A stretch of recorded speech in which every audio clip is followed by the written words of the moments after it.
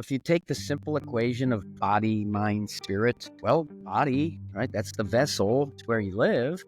And your brain is body. And it's the brain body that fortifies mind. And if body, the root system of brain, isn't communicating coherently such that you're thinking about what hurts and you're not in the moment as much as you could be, or you got beaten, or God forbid you ran and did nothing and need a knee operation because your peripheral body, the root for the brain, wasn't coherent. You had tension rising at the inappropriate moment that isn't coming from the resonance of root with clean transmission of force and then that delivery and reception and expression. If you don't do that, you're going to have a harder time making mind direct where you want to go. Welcome to State of Health Podcast. This is your host, J-mart. On this podcast, I will share my knowledge and experience as a personal trainer and health coach, and talk about my interests and experiments in physical training, nutrition, and other lifestyle factors involved in health. On this episode of the podcast, I'm joined by David Weck, the inventor of the BOSU ball and many other training tools, who has been a major influence on my understanding of body, movement, and athleticism. He has a wealth of knowledge, and I had an opportunity to video conference and record with him 3 different times to discuss these subjects, which we are both so passionate about. As it's 3 different conversations together, the podcast length is close to 3 hours, so feel free to pause and come back to it several times.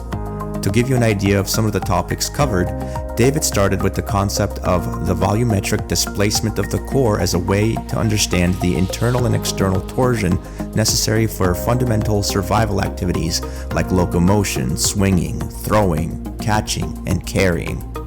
He talked about how efficient movement is about pruning away inefficiencies and emphasizing the intelligent use of the skeleton as the body's strong framework. We touched on the relationship between structure and function, the main principle being that structure dictates function and function reshapes structure over time.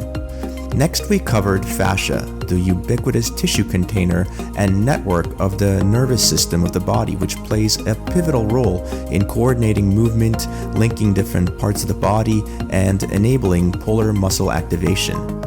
Also, David addressed the biggest misconception in the fitness industry, where people are taught that the main function of the spine is anti-rotation and that it should be stiff. We both highlighted rope flow as a powerful movement tool that reinforces the coiling core movement pattern, a pattern that instills a poised to pounce readiness and enhances fight or flight capability.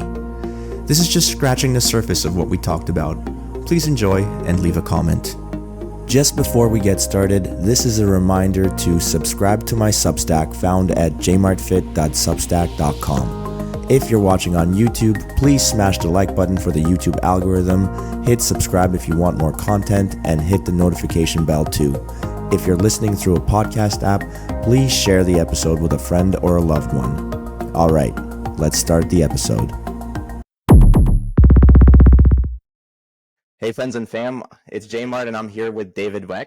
He is best known as the inventor of the BOSU ball, but to me he's a first principles thinker who I've been learning from for the past 3+ years, and to whom a large portion of credit goes to for my recent success with finishing a marathon at a decent pace with no injury to boot.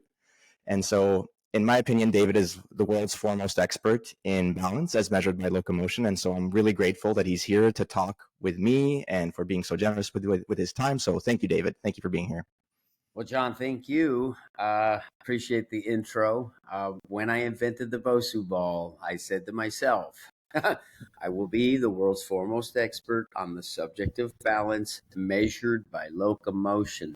And the fact that you know the quote means you know my work, because that lighthouse on the shore is what allowed me to figure it out. And I say the word figure because it shapes, and it's that volumetric displacement of the core, the fluid body, that you have to understand there's an internal torsional and there's an external torsional. And it's sort of,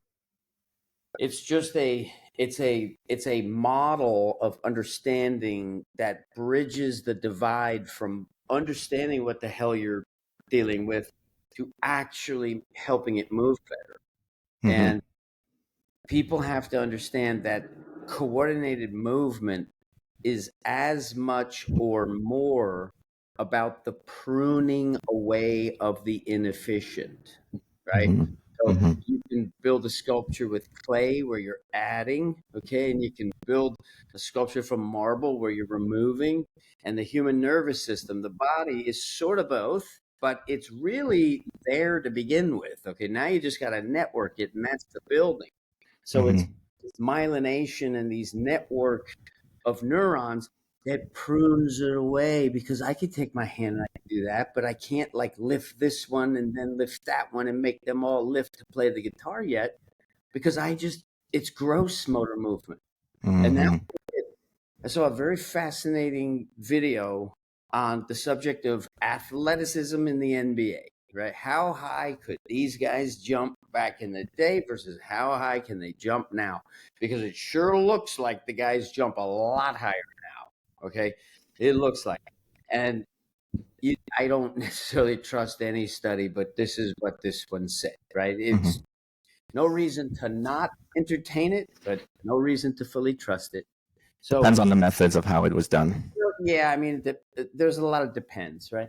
But what they found, and I think this explains it, is that the outliers back in that day, Dominique Wilkins, Michael Jordan, Spud Webb, okay, the outliers, they're jumping just as high as the guys today, maybe a little bit less if you're just going to do a raw jump test. But you're seeing Jordan come up, put the ball through his legs, go up and dunk. We never seen that before, and that was rarefied air. Okay, now it is routine. If you do it in a game, nobody even cares because the guy before you just did it, and the guy after you is going to do it again. It's an easy move. Now, why is it an easy move? Because they've pruned away all of the inefficiency. Why can a Red Bull athlete jump over the Grand Canyon with 10 flips and release the motorcycle and grab it again and, light a cigarette? Because the familiarity and the human nervous system is so, God wants it perfect because that's the best story to his glory. And if you're going to hunt down the beasts when it sticks stones, ropes, and fire, Mhm. more important than water and food is your capacity, your physical capacity. I don't care what you're thinking about. I don't care you're nice. What's your physical capacity to Mhm. locomote, baby, right? To Mhm. swing, to throw, to catch, and to carry, right? Mhm. Those 5 functions are the survival functions.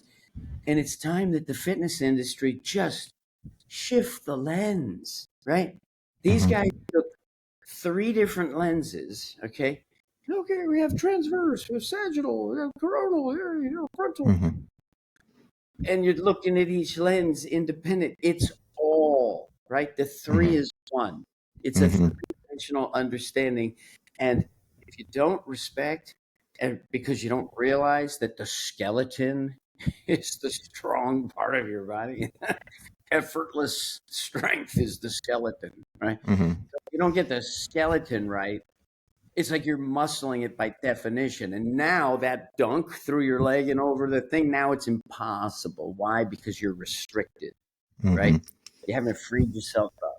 So anyway, I No. know I've just gone on a big ramble there, and I'll, That's fine. I love hearing you speak. what it is my brain operates relatively quickly, and it's the subject that I love most, Mhm. Mhm. and the need. We have a It's very ser- important. we have a serious crisis in the fitness industry. We have the very top authorities, the people who make the rules and define right from wrong, telling you to pal off press and uproot Mhm. yourself and turn So. yourself into a deer in headlights. That is a Mhm. problem with consequences that Mhm. I realize from my perspective because I discovered X on the map. Nobody else So. can.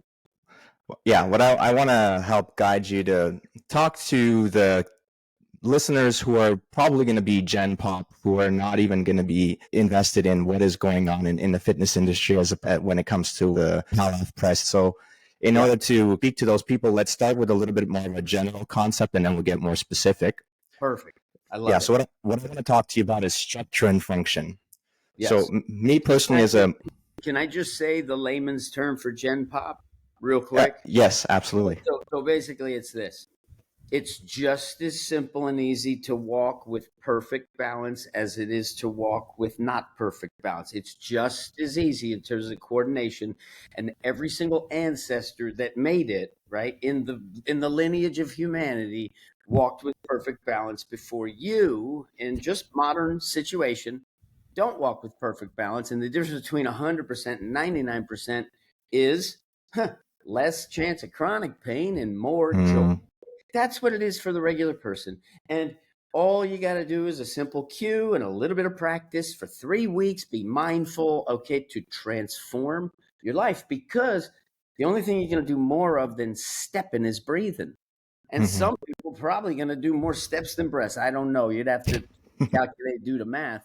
But even a sedentary person, as defined by sedentary, okay, takes more than 1,000,000 steps in a year. And if every step is a rep, okay, yes, it is. There's gravity, there's the ground. You are loading the ground with more than your body's weight force on one leg with every single step, and you can stumble through life and get stronger at being worse with your personal fucking trainer who's certified by the certification that is the gateway to employment and strength and condition. You can't do high school, can't do college, can't do pros, can't do any upstanding facility because we need the science. Oh yes, the science of stiffness has betrayed our industry. And now all that's the the tail where what I'm doing is I'm twisting the knife, okay? Because I have taken more nonsense and more hate, and they have delayed the missing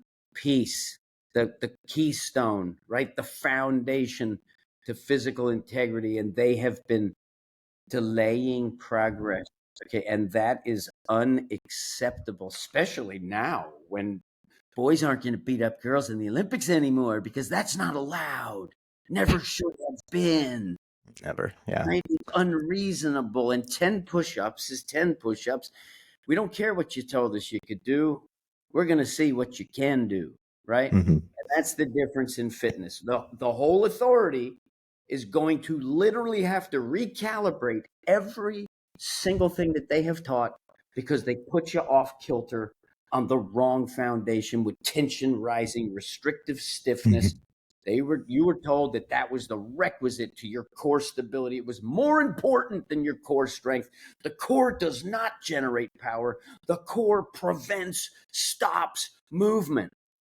Now, everything I said there, that is letter of the law as it was used to throttle and whip me. Okay, the guy with the BOSU ball that was making healthy athletes weaker because he wasn't preaching super stiffness. I never made that silly, stupid mistake. Why? Because my body knows better, and I'm not going to let my brain get betrayed by some limbic system of peer pressure and the crabs in a bucket. And, oh, I hate him because he makes more money than me.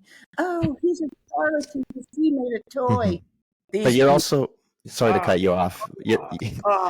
I'm exacting my revenge, which is making them better, and they have no choice. That is literally, kid from Jersey, you fuck with the right guy because he's correcting you. He beat the hell out of you metaphorically, and he made you better than you could have been without me. Grrr. Drop the mic. I'm alpha. You, my friend, can stand on the shoulders of alpha, but you cannot deny alpha. Okay. Your only key to alpha is to stand on my alpha. I came first. Now go be better than me. Go find new discoveries. Go add what's uniquely your own. Don't be a sissy. Don't play scared. Play to win. Learn from loss. That's what these guys have to realize, is that they've been sheltered. Okay. D-Day. The guys who did D-Day, they didn't have to foam roll before they ran and got shot on the beach. You understand? It took that vantage point, took that hill, right? The cliffs. They had physical integrity. John Kennedy gym class, every kid can do dips and pull-ups and run around, right? Now Yeah. to tell you what's wrong with you and how he's going to fix one joint at a time and make you this robotic athlete that is all glitchy and confused subcortically in the game. Okay, right? How absurd does it need to get in our realm where it's not theoretical? It's not two people betting on different hells and heavens where they're just never going to agree. That's not what it is. It's 10 push-ups. It's a 4-6-40. It's can you dunk or can you not? It's how in the fuck did you have a career-ending injury, surgery, you'll never be the same when nothing. A non-contact injury. Okay, now I'm your dance partner. I've gotten out the clips that I want to get out. We'll edit those. For hard punching, tender loving care, I'm just going to take the olive branch. And if you refuse to grab the olive branch, I'm going to whip your ass. Okay. All right, let's talk biology now. Even a more general concept than that, I want to talk about structure and function. I think that's a topic that you have a lot to say about. So I'll give you an example. For me, I did molecular biology as a student at university, and I learned about this technique called X-ray crystallography, which helps get you a three-dimensional molecular structure of a protein. And then you would take a look at that, and that would be a pretty good way of figuring out what the function of that protein might be. So, for example, you might see something that looks like a tunnel, and you can hypothesize that it's some sort of transport protein, and then you can do further experiments to figure out whether that's true or not. So what are your thoughts about that relationship between structure and function? How do they impact each other?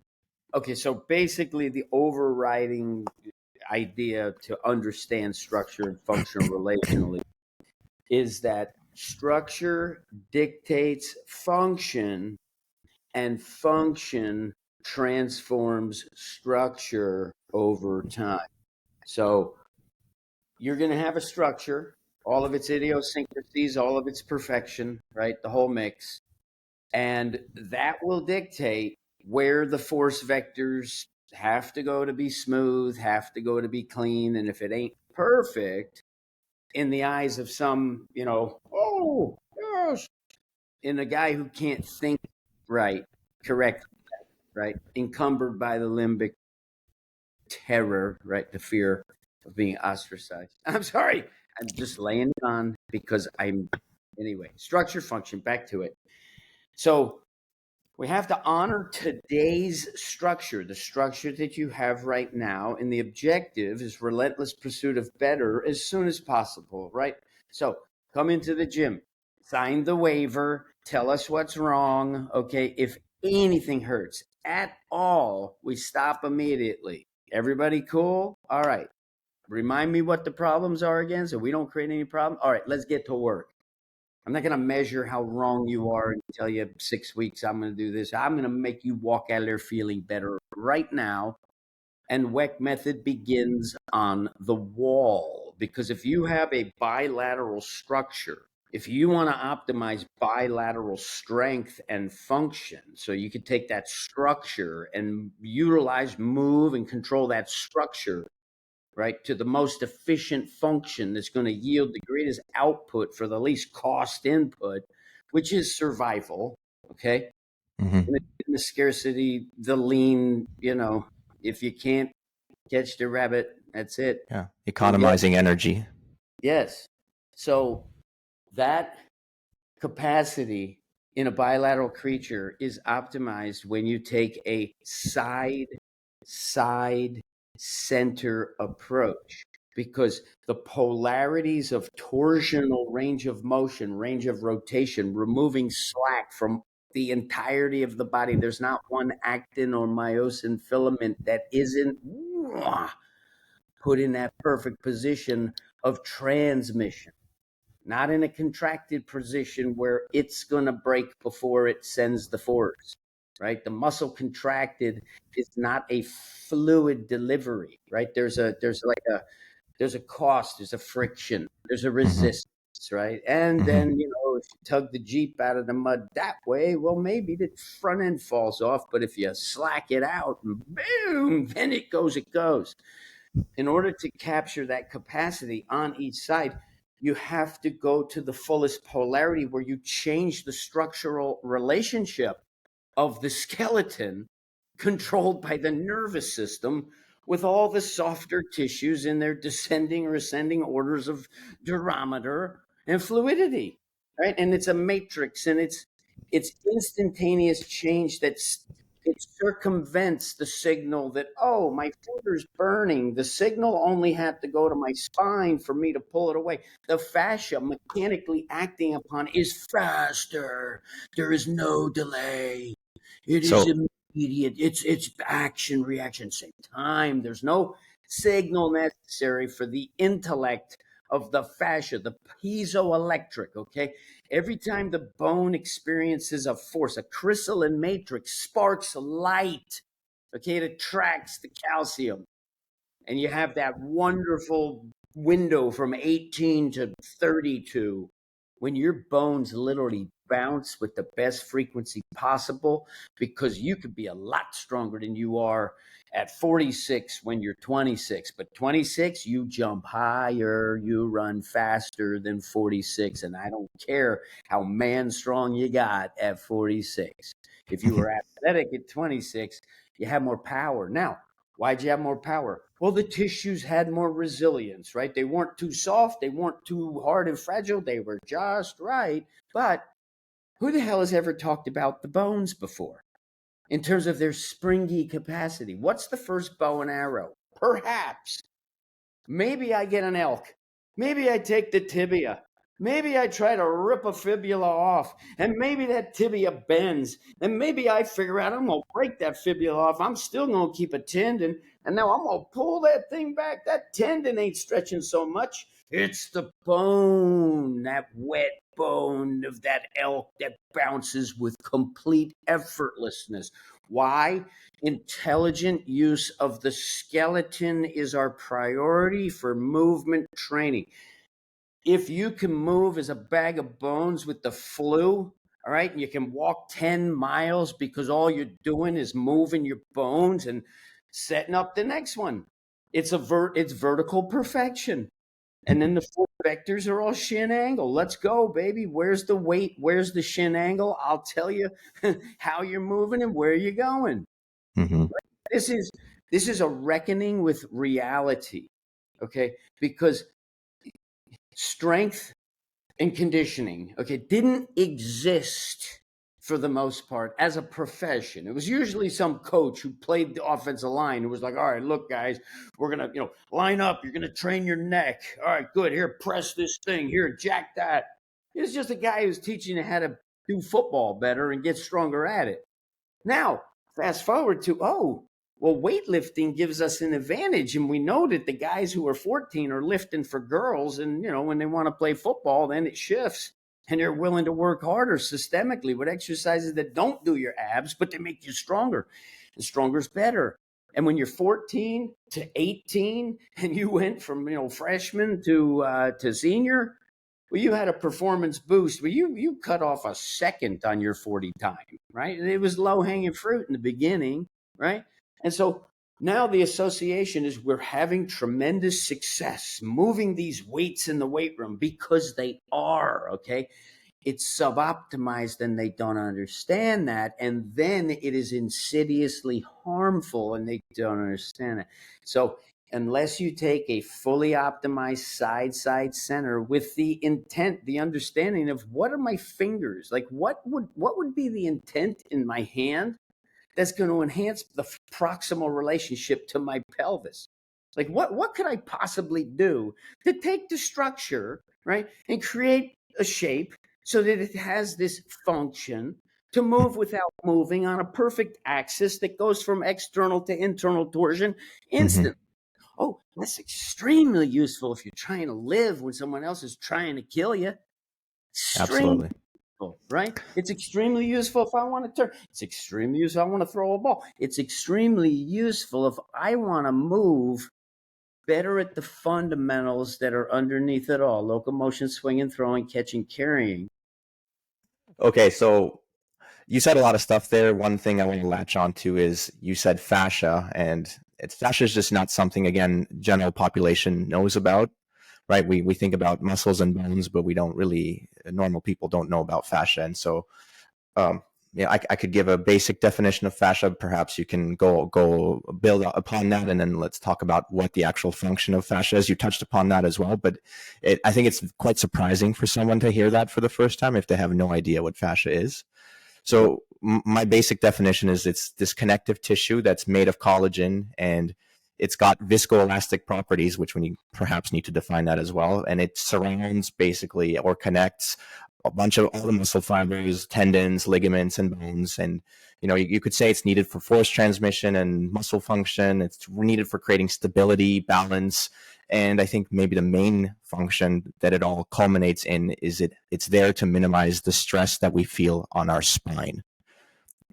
Would you agree with that? Would you, what else could you add to it? What I would say is that fascia is the tissue that surrounds and separates everything. At every level, there is container. Okay, fascia is container.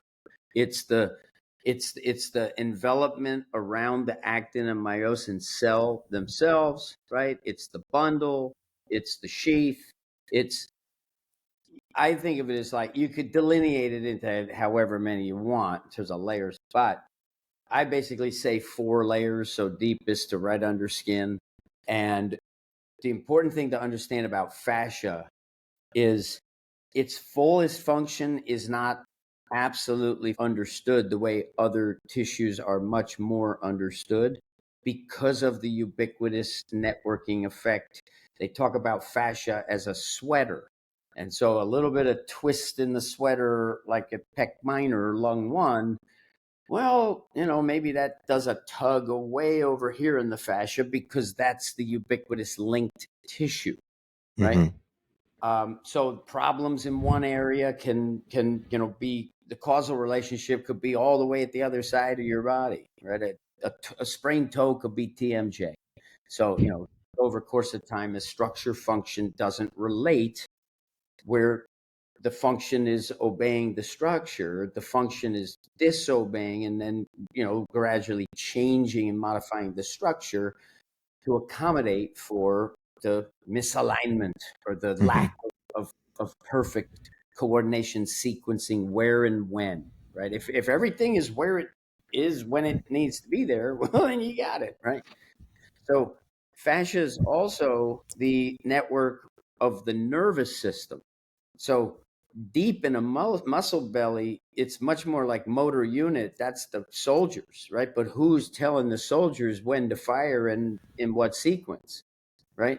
And so the fascia, because it is at every level and because it is the nervous system control, in running, for example, what we say is you want to run in the air so that when you hit down, you have a perfect vertical delivery, transmission, reception, and expression, right? So that's everything is a setup, right? And the way it works is that the muscles act as fluid transducers, okay? And that's why, like a Bo Jackson, who born with muscles, is more fluid and better than Brian Bosworth, who had to build the muscles, right? And so the manner in which we build the muscles, that's going to affect the structure that's developed, right? Training stimulus, training response. So It's if I'm path getting, dependent. yeah, yes, of course. And if it's noisy and glitchy like a Pallof press, well, now the strength that I'm developing is not capacity. It doesn't have the rotational capacity because you have not trained the side. If you have to differentiate the sides if you're going to optimize the polarity. And if you have never, ever in your life experienced fullish range of rotation, well, you're more likely to not resolve of throwing a baseball. And now your elbow hurts. And, okay, now you have a scar on your elbow. Well, now you're coaching others to get scars on their elbows because you don't even know what internal range of rotation is. You don't even have a clue the underlying things that integrate the body.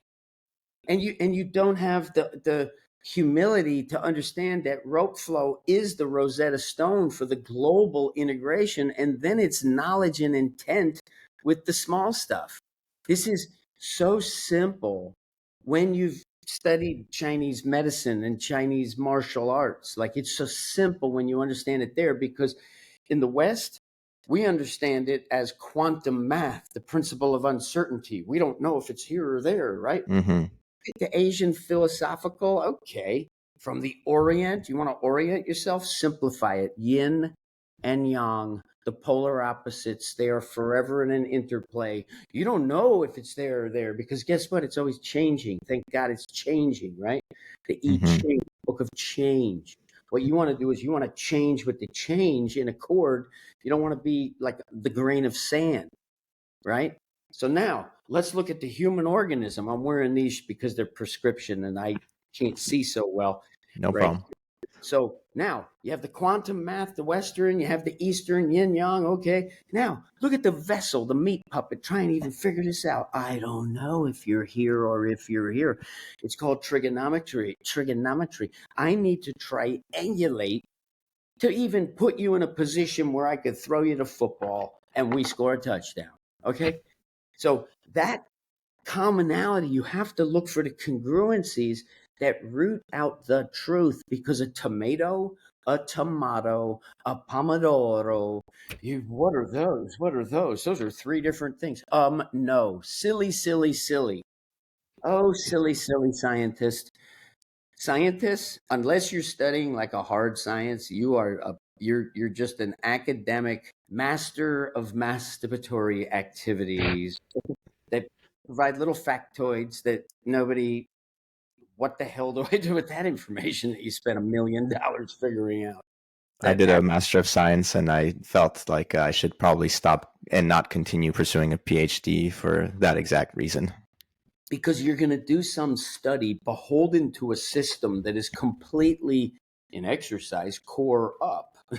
We are core up because they don't understand martial. Martial is the sincerest form of training because it is literally life and death. And if you understand martial without understanding the weapons, the basic weapons, sticks, stones, ropes, well, then you don't understand martial, because martial always involved the weapon in the past. We live in a little contrived, land of laws. Okay, we have a social agreement that you're not going to just come kill me with something.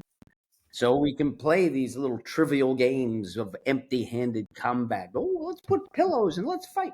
Absolutely, right? Let's paint pictures. Let's fly kites. Let's do it all, right?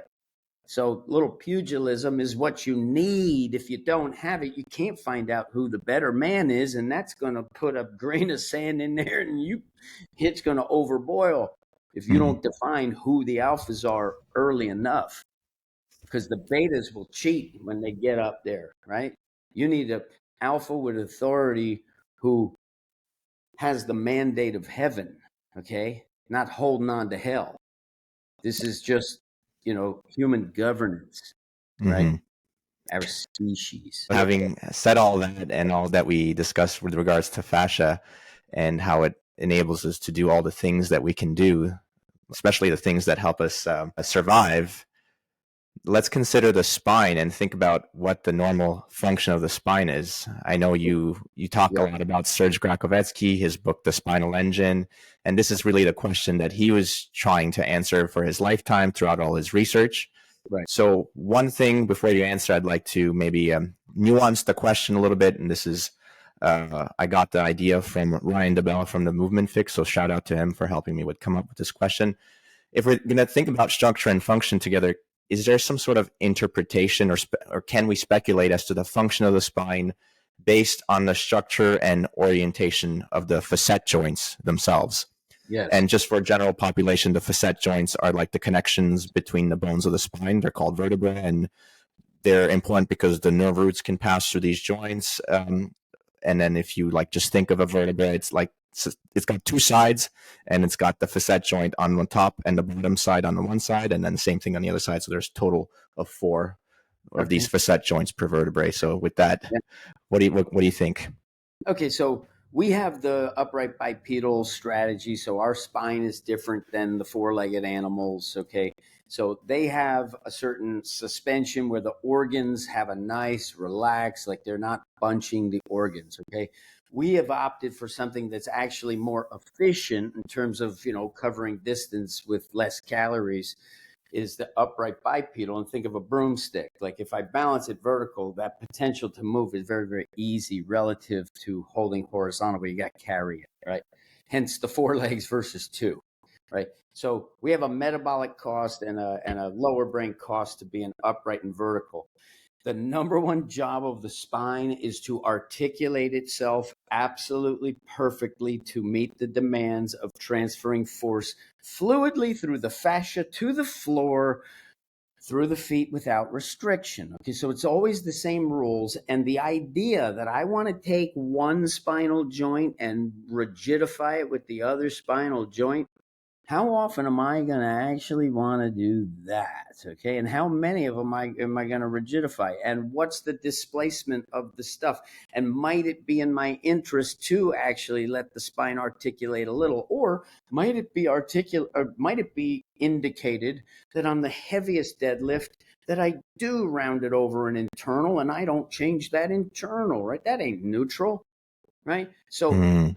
this contrived, like, oh, it is this, oh, it is that. It's because they're not thinking with clarity. Okay, they're thinking with reputation and ego, and jump to the conclusion that I want it to be. So critical thinking has literally left the building, and it is shocking, especially from someone with an education of my background. I went to Williams College. I graduated with honors, and I didn't work hard. Okay. I was ready to go to Wall Street and make millions of dollars until I said, all right, well, that's not my life, right? I got other fish to fry than doing that. I'll make my fortune elsewhere, right? So the idea that like this academic approach where you don't sort of verify with what people actually have to do, and you sort of like lock. Anyway, sorry, I'm wasting time. No, no problem. Do you have a few more minutes? All right, David. So I want to start now specifically drilling down on balanced locomotion, the head over foot technique that you've tried to normalize and popularize. And one thing about it that I think is a little bit striking is that it wasn't something that was talked about, possibly because of how running was studied, where the camera or the eyes that were looking at the runner were from the side rather than from the front. And that limited in the observation of seeing that there's a head over foot movement happening, this side to side movement where the center of mass stays the same, but there's a change in the skeletal structure. So can you now tell me how you came across like this cue? Because it is a cue that I've come across personally without hearing about it from you first, for just doing balance training. Whenever you're doing balance training and you say stand on one foot, it just makes more sense to have your head over that foot. Is that kind of how you came across it? And then can you relay why that's better or more energy efficient, and how that can translate to injury mitigation, and then also relaying it back to spine and fascia, the topics we discussed earlier? Okay, yeah. So my direct path into this understanding of spinal engine and balanced rotation and torsional training, it was distal to proximal is what happened for me. So I trained with a staff, I trained with this bola thing, and then when I discovered the ropes, holding the ends of the ropes, where there is slack in that rope unless you're doing things right. Okay. That ability to figure eight the hands with absolute perfect coordination coils the core. So that rolling of the figure eights with the hands associates with a proximal relationship, and it's a volumetric change or volumetric differential in terms of the fluid of your body is the core, right? You could think of elbows out and knees down as that's the springy long tendons. The rest of the body is pressurized fluid. And these are the things that have that, what you might call like a firmness or a rigidity or a stiffness. I don't like those words because I don't ever want to be stiff, right? I mean, and I don't even know how long I would be stiff if I were laying on a coroner's table, right? You want to be supple like a cat, Yes, life is better. So anyway, my way into that understanding came from the ropes, and the ropes is just the perfect synchronized integrated shift of weight, and that's the whole game. Okay, it's the whole game. And when you go to stand on one leg, balance on one leg, no, you're not doing it correct as it relates to gait, because when given that instruction, you will shift everything to be straight up and down over that leg. And it is not a coiled potential where I'm standing on one leg, but I'm hovering my head over the other leg. And that requires that coiling core, which is figure eights. They can be overhand, they can be underhand, they can be mixed, and they can be, arranged any way you want them. Eights are infinite. And it's an infinite connection of your hands to the floor. If I hit you with my elbow, I have just hit you with the floor. Okay. That's what my elbow does, because I understand how to take every micrometer of slack. I take it all out and I create the longest. And now it's my skeletal system that's hitting like a skeletal system that you ain't got no reference to deal with, because you're stuck in this extremely limited and restricted range of rotation within you and range of motion with that continuity without you to act upon things outside of you. So it's the tensional balance. And as soon as I made that reality, I'm like, oh, I can get good at martial arts now. Like, I thought I couldn't because I missed that. I didn't do it when I was 6. It's hard to be a ski jumper unless you did it when you were young. Agreed. I thought the same thing with martial art. So that right there showed me the truth. And I said, oh, of course it is. Yes, that's balanced locomotion. And the profundity of the insight is the difference between car tires that hold air and car tires with a pinhole that do not hold air. That's the difference. Really, someone who I came across from having studied you is a gentleman named Tim Sheaf. You can find him as Tim's Gym on Instagram, or also Way of the Rope. I learned a lot of movement patterns with the rope from him. And he's got a really great video on how to walk naturally that's actually pinned, I think, on his Instagram page, where he uses basically a rope to teach you how to do a figure eight, like how you're showing right now. And then from doing that and then kind of replicating that while you're walking, you realize how much more comfortable and just better you feel as you're walking from place to place. So that's definitely something I picked up and try to orient my friends and family towards as a resource for understanding how to learn head over foot locomotion. Yes, and it's extremely inexpensive, and the instructions for life are free. I mean, head over foot. And like I said, the car tire that doesn't leak air, you can ride that vehicle when and where you want. But the car tire that's leaking air, well, I don't know. Maybe you put a patch on it and the patch makes the rest of the thing roll out of balance, because now we're talking fascia. You get some restriction somewhere. You're active. You're taking 10 million steps a year. Like, you're active, right? You just did 100 million steps and they were out of balance, just like 0.9, right? You got 100, so you're less than 1% out of balance. All right, well, 100 million reps, that's 0.9% out of balance. That car tire wore out a whole lot faster and didn't ride as well for a long time than 100%. And 100% is not your birthright, but it should be. Okay, because it's contingent upon those others around you and the movement strategies that they and their lower brain executes. Because this is all subcortical. Okay, stand up straight. Okay, great. I'm standing up straight.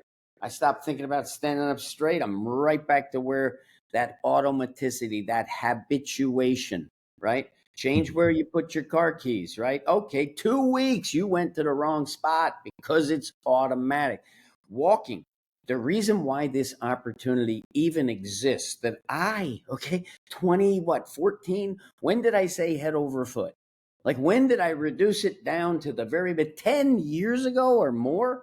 That's when I came up with head over foot. In 10 years, I don't know how many years, but a long time ago, I came up with it. And so I've been running reps, okay, tens of millions of reps. I move a lot every day, right? And I move without effort. So I've been practicing effortless power for a long time without instructions, just happening to find, because I stopped stumbling into like the next thing, right? If you stumble, well, now you're not positioned to see the next insight that is felt and verified with empirical measurement. It's the time, it's the, it's the distance, it's the weight, right? These are simple things where we can verify. And even though it's anecdotal, if it works for you and it works for your friend and it works for a guy who just set, the Olympic record in whatever, or at least won the gold medal in the long jump, right? I work with these guys, and okay, and I want them better right now. Like you walk into the gym, can we make you better now? And the answer is yes, because Weck method begins on the wall, and no one ever showed you how to differentiate long and strong to its completion. And if you haven't done it, well, you haven't done it. Yeah, so that's one thing I've seen. What you do is by the wall, you show somebody how to make the one side of them as long as possible, where you lift the arm and the elbow up above overhead, and then you also bring the same side leg back behind you, so you create the longest possible side. And then the other side is crunched down like you're doing a side crunch, and you're just like you said, differentiating the two sides. One's, as you call, the long and strong, the long, and then the opposite side is the strong. So basically, and I'm writing a book, so this will be outlined in detail in the book. But basically, what my objective is I want to teach you, right, and your nervous system to be less nervous, because you can suspend and float with attentional balance all of your bones such that you are poised to pounce. It begins on the wall. Differentiate the longest it can possibly be. And we can do that in layers. And it doesn't matter that you get 100% in the fingers at first. What matters is your core knows how to coil to maximum strength. Okay. And balance it on one foot. The back foot has no weight in it. You can lift it easily. There's no weight in it. And you are not getting tired because you've positioned your body so that the long without slack suspends the coil to perfection. And I can funnel it through the skeletal system, where if I'm sick, my skeleton is just as strong when I'm sick as when I'm strong. Okay, so my skeleton is always strong. And I balance it and I suspend it and I funnel the force fluidly through the fascia to the floor, delivered through the feet with forward intent. All right. And what this does is this teaches you to habituate, to normalize poised to pounce. And poised to pounce is the greatest position, because that is the transition from you're not going to eat tonight to you're going to eat tonight. So you have to be poised to pounce. And what poised to pounce does is it gives you a confidence that cannot be faked, it cannot be purchased. It is the ultimate creature of comfort, that you have the confidence of parasympathetic nervous system state, instantly sympathetic without being nervous. So you're effective. You neutralize the threat. You seize the opportunity. There's no delay. You win and you eat tonight. Okay. When you come in my gym and I say intent is everything, an outward intent that's going to dry up before an order of magnitude. If you bench press 500, you ain't bench pressing 5,000. 10x don't exist external.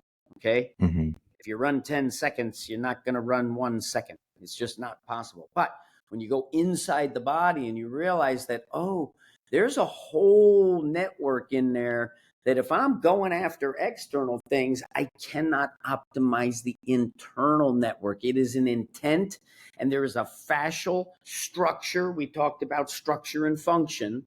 Okay. Yep. There is a structure that is the reality that if you can't lift your fourth finger, well, then this is true for you too. All right. Because it's funneling the force. And if you don't understand it in the context of fight, flight, response, ability, you're pretending that you know what the hell you're talking about as a movement training specialist. If it don't relate to fight, flight, responsibility, you are pretending, okay, to others and most likely yourself, pretending to know what you're talking about on the subject that I care about most. Okay, so BOSU guy. It's not the both sides up guy, though it is. That's optimism. All right. It's 51% optimistic, 49% paranoid. That's it. Watch your back. Don't let them get to 6 o'clock. But I'm 51% optimistic. And that gives me the knowledge that I know, as long as I stay on my toes, poised to pounce. The poised to pounce position, okay, can be transitioned so that you now walk like the guy who signed $100 million contract, and you know exactly how that person feels because they're a natural athlete that didn't have to study it. They were so close with the athletic intelligent, and then the financial burden. What's the rent? Who cares? Where do you want to go? Anywhere, right? You just have like the possibility for generational wealth, and you have that athletic intelligence. You're going to walk in a manner that if God himself came down, he wants to walk in your shoes because it's going to be that confident. It's going to be that balanced. All right. Now, any human being, okay, and I would put the people who would discount themselves, a huge percent of them can walk relatively with the same level of coordination and perfection. And I'm talking P-U-R-R-R. You got me? This is big cat. This is a whole new attitude. The more prowess a martial artist has, the kinder that human being is, okay? That's what happens when we get powerful. When we get weak and wrong strong, so we think we're strong. Holy shit, that's an ego that doesn't have a chance, okay? But the good news, the very good news, is that guys worth their seed, okay, right? Providers, protectors, procreators, they're good guys, right? The guys who make the world go round, okay? Most of them go through an asshole stage, okay? Most of them go, not all of them, right? I know guys that never did it, but a lot of really good guys deep down go through a complete asshole phase, okay? I did probably several asshole phases, all right? So I'm very aware of the terrain, okay? And I'm speaking now, getting on that horse again, to the BOSU bashers in the industry, okay? I know what I'm talking about. I'm the only person who knows what he's talking about first. And now I'm teaching everyone to know what they're talking about so that they can walk about with the same ancestral grace, dignity, right? Self-respect. The fuck, you gonna stumble through life? If I were God and you can't even walk right, I would be so irritated. I would think, you're so close, but oh god. And if you can't figure it out, then listen to Weck. That's right. I made Weck to help you make every step stronger. That's what God is saying. I can hear it. What you're saying about the intent is so key, because what I thought when I started doing head over foot, I realized that I was maybe kind of like doing head over foot already before I knew. Of course you were. And if you walked upstairs, you did. And if there were 1,000 steps, I guarantee 100% that you were head over foot at the top of the staircase. Guarantee it, because you wouldn't make it up the stairs otherwise. Climb the Empire State Building staircases. Climb them. See how it's fast. More efficient. It's more efficient, and at some point when the exhaustion hits, it is impossible to move the structure if it doesn't have the physical integrity. right? The out of shape tourist who's climbing Half Dome, right, National Park, 9 hours into the ascend, they are head over foot, both palms on knee, okay, and they're wedging the bones up with everything they got to be as effortless as possible because they have no more effort left. Exactly. And having the intent on top of that now makes you even more efficient, because with every step, you're striding for efficiency and perfection. Aim small, miss small. I want people aiming to the infinitesimal infinite. It's infinity, but it's going inside, right? The in, turn, all. If the spokes of the wheel are controlled by a hub that is as tiny as you can imagine it, with the intent to make it even tighter, even smaller, right? Infinity. That is infinitesimal. Now, you move that thing just the teeniest bit, the whole wheel goes whoom. And if you don't have in turn all, well, where are you? Like, you turning spokes with your fingers? Like, okay, that's a 1-for-1. You know what I mean? No leverage in that situation. So the intent, and this is again where exercise science, this is the day of reckoning for the exercise science, because they have drilled into the industry, the most educated, the first earners, right? The people who turn on the lights, they're as serious as a heart attack about helping people, athletes perform better, prepared to not get injured, all that, that's their intent. But now they're passing through and parroting intent that is like, okay, uproot yourself, hold yourself super stiff, don't allow your spine to move, now move your body. That is a glitchy nervous system that has betrayed you at the lower brain, and the more reps you did of it, the more that firing together wired together, and now there is a hesitancy built into your nervous system because your trainer had you do Palloff presses and didn't let you swing the bat until you could do the Palloff press at some metric that, oh, we need your core to be preventing motion. The core doesn't generate power. You could find 1,000 articles back in that 2007 when, oh, you don't know core unless you know that the core is not supposed to move. It's called anti-core training. We need to anti this. We need to anti that. Let's separate all the planes because they don't operate as one in reality. So let's pick them out. Now let's make it anti-door hinge, anti-unforgivable.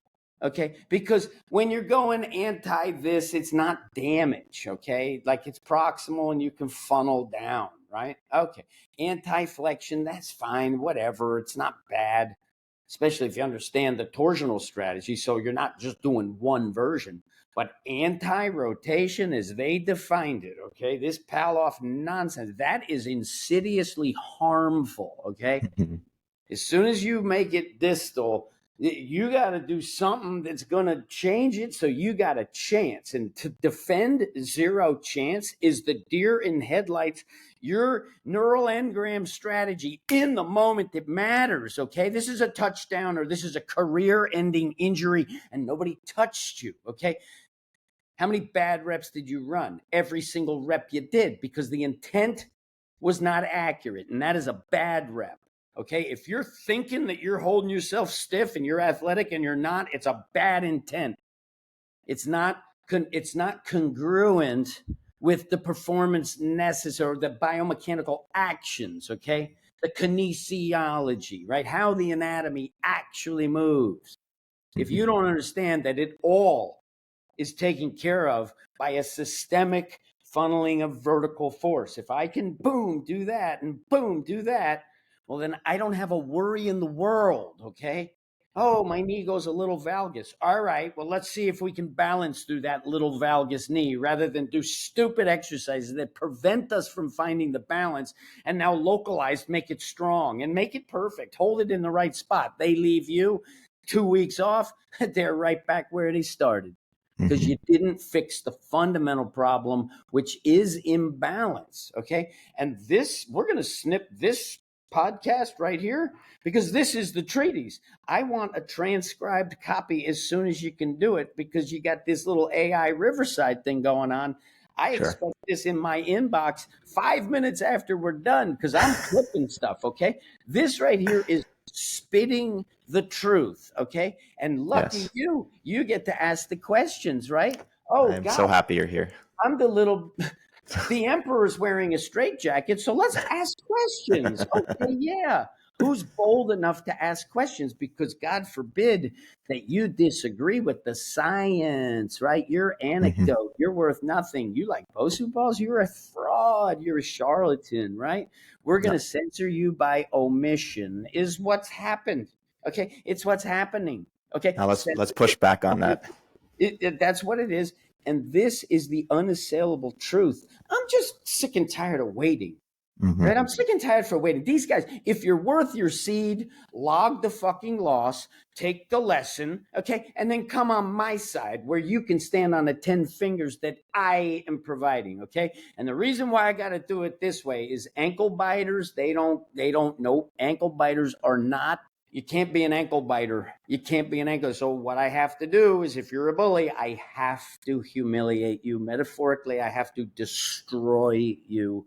Metaphorically, there's no harm, no foul in reality. It's all metaphor. I have to make you understand the depths of your ignorance and your arrogance were so harmful to so many more people than you realize because we, the fitness industry, okay, the physical educators, the responsibility that we have to instill into regular people, yeah, that's every step. Response able to gravity in the ground. And you guys, okay, and I'm talking to the bullies, I'm talking to the ones who campaigned against the BOSU. I'm talking to you. I'm talking to you because you're walking to me. Okay, that's what's happening right now because you have no choice. I knew this. I lined this shot up so many years ago. Okay, I lined this shot up because I knew, oh shit, they're gasoline firing, gaslighting my BOSU ball for praise and not be ostracized. Oh, now I get to be, oh yeah, I'm an expert.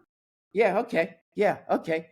Well, I don't got armor yet, right? I don't have my weaponry, which is the truth developed and mined into truest understanding where I don't need to understand anymore to inform everyone, but I'm going to understand more because it's a relentless pursuit of better. All right. And that's what they didn't understand is that you picked the wrong guy, right? But it's the right guy because I never quit and I will always defend the truth. Always. All right. And Always. you're a first principles thinker. You're not a credentialist that just looks at what the authorities are saying. You're trying to break things down to their basic forms, but without being too reductionist. That's Well, another you know mistake what? that people make. I do that for my own personal sanity. Okay. So if I didn't do that, I would not be able to hold it together. Okay. Hmm. Because the bullshit that we're steeped in that is Hmm. now finally going to change. We're going to have an architecture for the United States where life, liberty, the pursuit of happiness, right? Freedom of speech, the freedom to defend that, person and property. Those things are now going to become fundamental. Boys can't beat up girls anymore for praise. You can't make an Olympic record beating up a girl, right? No. Can't just go into a girl's bathroom because you're a 50-year-old guy who likes to just show you're a boy, you're 7. There's no harm, right? Hmm. That was the absolute most insane thing ever. Okay. And that was driven by pure evil. I mean, that's destruction of family faith and fucking football. I mean, you can't do that. We need, right, integrity. And so Hmm. the exercise industry, it's the same, but it's different. Okay. Because Hmm. the people doing that shit, pure evil. The guys in fitness fucking up, they're good guys. They Yeah. only have they have good intent. They're just ignorant of what good intent is to share for the physical benefit, physical education of another human being. Okay. This is passing on the knowledge that is power. And I don't make a dime when somebody teaches what I, have discovered, defined, delivered, baby. Right? Yeah.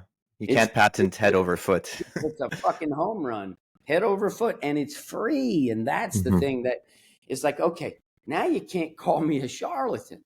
I'm Mm-hmm. the fucking drug dealer who found the healthiest drug on earth, and I'm just giving you a little bit of free, and you don't need to buy any more from me because you got the treasure right there. You know head over foot and you know ropes. You don't Mm-hmm. need me, right? Go live your life. And Mm-hmm. if you just do the ropes to the point where you can do the ropes, you can ride Mm-hmm. that bike, well, then you don't have to do it anymore. I mean, you could do it to burn calories and have fun and Just zone for yourself. fun, it's amazing. I'll never give it up, right? The Mm-hmm. deeper you go, the more you get. You But get so much out of it.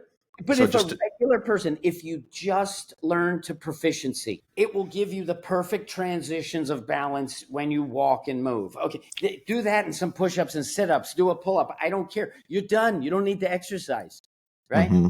I want to tear down the walls before, between your gym session and your life. Like why is Absolutely. it segmented out as 1 hour when I'm going to dedicate it to, making myself feel guilty and not even good, which I'm going to stop on February 1st because January 1st I was motivated. It's Mm-hmm. the same fucking, rat race hamster wheel.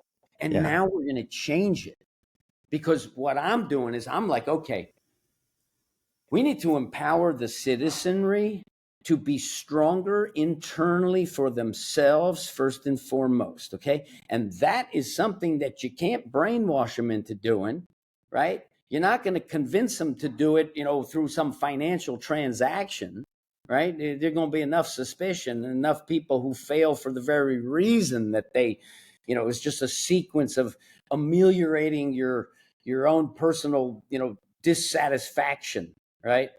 Oh, meeting my eyes is 1 a.m. Oh, fuck it, I'm ordering that thing. Right, that tomorrow I start. Well, it didn't arrive yet, so I'll start when it arrives.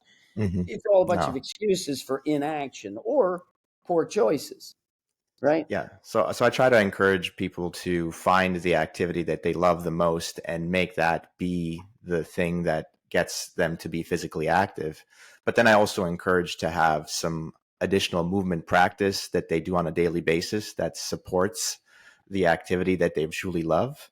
Yeah, And yeah. I think the rope flow is an amazing addition to that movement practice that will support anything you do. Because personally, just from doing rope flow for like a year and a half, maybe, I've learned the mechanics of how to throw better, how to throw a punch better. Even swimming, I'm figuring out how to swim better. Yeah. And what I really It's enjoy is like the traction you feel on the different body parts. So when I do jujitsu, I will jack my elbow or my wrist up quite often. And when I'm doing the rotation with the rope and I'm feeling all these forces from different angles that I would normally just feel the force of gravity pulling down, now I'm feeling the rope traction me in every different direction. I can rehabilitate my elbow or my wrist very quickly and feel better and get back to doing jujitsu almost right away. Yep. Have you had like what are your thoughts on using the rope flow for rehab? It is. It's all things. There's a rehab, prehab, post-hab, whatever, right? Mm-hmm. But there's a very important aspect that I think once it's understood and felt and sort of experienced and demonstrated, and it's the mental ramp up into the zone. So here's what it Um, is. Okay. So if I take the organ of function that represents this huge section of my brain, right? Two different areas, the sensor and the motor, right? The thing that makes it do and the thing that says, hey, what do I want to do? Okay. That's conscious, right? I can say, oh, I'm going to write the letter A. Okay, right. Those things learn how to do it. And you're pruning away the inefficiency more than you're even learning the efficient. Learning the guitar is more about pruning the inefficient than it is touching the efficient, right? So it's not a clay sculpture at first. You got to prune away the stuff, but then it's clay because you're going to myelinate the new network, right? So that's basically how it works. And balance is just coordination, right? It's just coordination. So it's two things though, right? I've heard you break it down into two components. It's how you quickly you respond to gain balance, and then how you perform the action you perform yeah. to gain So balance. yeah, so it's the controlling chaos, or succeeding despite chaos. That's the emergency balance, right? That's the woo. And that it's going to happen. So what you have to do is learn the response that you're going to repattern, as opposed to you're going to bing. You're going to drop your center. You're going to raise your base like Barry Sanders. You're not going to do a Palloff press, because now you're vulnerable. Now you're weak. But what the rope flow does is the other aspect of balance, where you're harmonizing the brain waves. Okay. Brain waves is the most important thing, because the electrical energy in your brain is the most important thing. The whole body is just a root system for what you want in your brain, which is the ability to focus your energy and attention to something's going to contribute to the well-being of yourself and others. But again, that's a tangent. The most important thing is when I don't feel like it, because I'm a little bit sore, maybe I'm hungover, right? Maybe I made a bad choice and I don't feel like it right now. A viable strategy that I have used over and over, and I've taught people to use it, is you take a piece of rope, okay, and you move that rope with no effort, okay? You just start to time the up and the down. You're not jumping through the rope, because calories are precious, right? Stop the trucks coming, and I guarantee guys aren't going to do burpees, and they're not going to hit tires with sledgehammers if there's no food for 2 weeks, all right? They're just not going to do it. They're going to do something that leads to food, which is going to take their focus and make it fucking razor sharp like a laser beam, because you're talking about life and death now. You're not talking about a workout, right? So we need to bring the intensity of intent from the true aspect that is survival. If you're not operating from that foundation, you are by definition off the first principle, which is you need to inspire and expire the utmost fear, okay? This is utmost fear. You are on your toes. Your lower nervous system is going to prevent you from dying at all costs, all right? So you're always taking another utmost fear. Well, breathe through your nose. Maybe you get less panic. Hey, okay, good. Well, you want to do both, all right? Don't be one of these guys, I can only breathe tiny through my nose. I can never breathe through it. Okay, good. Try to run over there longer than you can. All right, now just breathe through your nose with your little sips of air.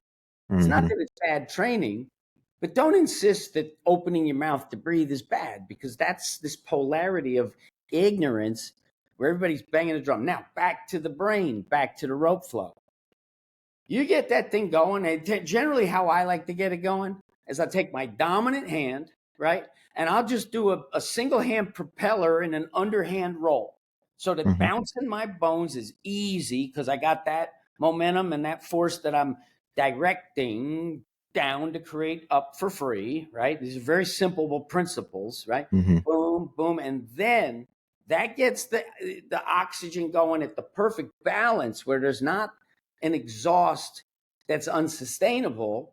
I'm tired. I'm sore. I'm just like fucking, oh, yeah, right? Boom, boom, boom, boom. Okay, now, as soon as I get the fire going right there, now, boom, I cross the midline. Holy shit. I just shifted weight without effort. I got the pulse down, and then boom, clean back out. Boom, boom. I got the root of locomotion, swinging, throwing, catching, carrying right there. And now I just dial it up, right? Dial it up. Put the kindling in. Put the pine needles in.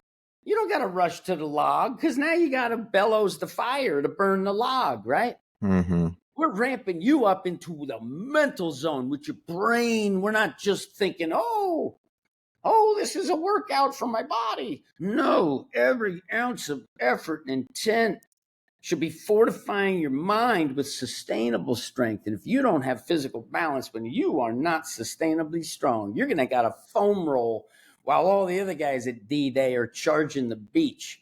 And your lame ass is doing your Palloff press, foam rolling, and it doesn't even work. You still pulled your muscle. That guy carried out 6 guys because you fell off, because he had to carry you twice. You see what I'm saying? I am rubbing this in to peer review exercise to the point where all I'm doing, this is pre-fight promotion, right? But this is a declaration across the board that what I say counts. in the fitness industry, right? Who is the better, more profound authority in the game of physical education than me? Okay. And every single bully out there that would die before they would, bend the knee to reality. You don't got to bend the knee to me. I'm on the reality horse. So you're bending the knee to reality, right? And of course, you're bending the knee to me because you were a bully. You know how much a BOSU ball gives me for every sale of a BOSU ball? $8. That's less than I would have imagined. Well, no. Now, how many is a million? It's enough. 8 million. No, right? And how much is 10 million? Mm-hmm. Right? I mean, if we start doing the math, right? Mm-hmm. We start to add up to real money, and a million BOSU balls is not like, it's not like, oh, that's, we hit the home run. No, you see, it's millions, right? And it's the sustainable millions. It's not like an avalanche that goes up and down. This is like, right? It'll be continued to be used in the gyms for many years to come. Well, due I to mean, its utility. Well, that's one of the problems in the sense of business is the thing doesn't wear out, right? So, I mean, 20 years, you still got your BOSU ball. But you see, the way I operate is I'm going to provide you maximum value and no planned obsolescence. The only obsolescence that's going to be in the plan is the next variation that's better than what we did before. Exactly. The integrity of the thing itself has got to be the best, right? Because I want customers to trust me. Of course. Okay. So now the reason why I'm telling you just, the money side of things is because how many BOSU balls were not sold from 2007 to today? Because in 2005, BOSU balls were like supported by the industry. You were still riding the wave of the stability ball and the Paul check and that reflexive stuff, right? So in order to throw the baby out with the bathwater, in 2007, core stability was defined as your ability to not let your spine move. And it had to be in neutral. Just to clarify, sorry to cut you off, to clarify a little bit. Cut me off anytime. It's not that you're against doing like bilateral lifts like squats and deadlifts where you're still stiffening and bracing your core, right? You are definitely a proponent of that as a way of getting stronger. But in addition to that, you're also suggesting that we have the bracing core and the coiling core, and we need to train both. Here's what I would say is that unless your approach is side, center, you are leaving stuff on the table in terms of your bilateral force expression, your strength bilaterally. If you're not training side, center, I can make you stronger empirically in a day. I'm just going to, and Chris Chamberlain eroding weakness. Well, more than 40-pound PR and, one hand overhead, 40 pounds, 45 pounds. Really? All I did was show him how to tap into the differentiation of longest and strongest. That's all I did. I showed him that. He had the the ability to learn something, right? It didn't have some preconceived, hatred of me. So back to real quick, how many BOSU balls haven't been sold since 2007 to today when the peer review was campaigning against it? Okay. I can attest to that, by the way, because as someone who came into the fitness industry after that time period, the community of trainers with me would almost like laugh at using the BOSU ball. There's only one trainer who would use it, and everybody else was putting it down. I never did that myself, but I never actually thought to use it for clients. And now I know that my clients would have benefited from having used that tool. So now this gives you the idea of the ripple effect, as I'm talking about the negative impact on the financial consequences of what the industry did to the BOSU ball in terms of how it affected me. Do you realize how much money that I have not realized because peer review decided to pop my BOSU ball? I mean, they just shot enough arrows into it for them. There was no air and you couldn't inflate it. And I'm not a money guy. Like, it doesn't matter how much money I have. I don't change the way I live. Like, I don't care about it. I truly don't. Mm-hmm. All the money in the world would not have advanced what I'm doing, because the people I'm competing to be a thought leader, those people don't compete for money. They're not competing for money. They're competing to be the alpha scientist. Mm-hmm. That's what they're competing at. Okay, so now, if I'm the alpha scientist and I'm established as such, everybody's doing what I said is what you should do. New information comes to light, okay? The followers don't like it. The expert need do nothing except censor by omission, say nothing. Or if you say something, it's, oh, it's not scientific. Where's the science? That's sort of the Show me your sources. Okay, but now the tens of thousands who become the hundreds of thousands, who become the millions of trainers out there, they're the ones fighting the battle with a righteous indignation that the BOSU ball is this pariah that's making healthy athletes weaker. I'm not a Nazi. I'm not Hitler, right? To say so would be a lie. That BOSU balls make healthy athletes weaker is a lie. Absolutely. Brad Schoenfeld, he's a fellow at the NSCA. He's a fellow. What's his influence in that organization? Does he not direct the entire ship in the board meeting? Like, what's the fellow thing, right? Mm-hmm.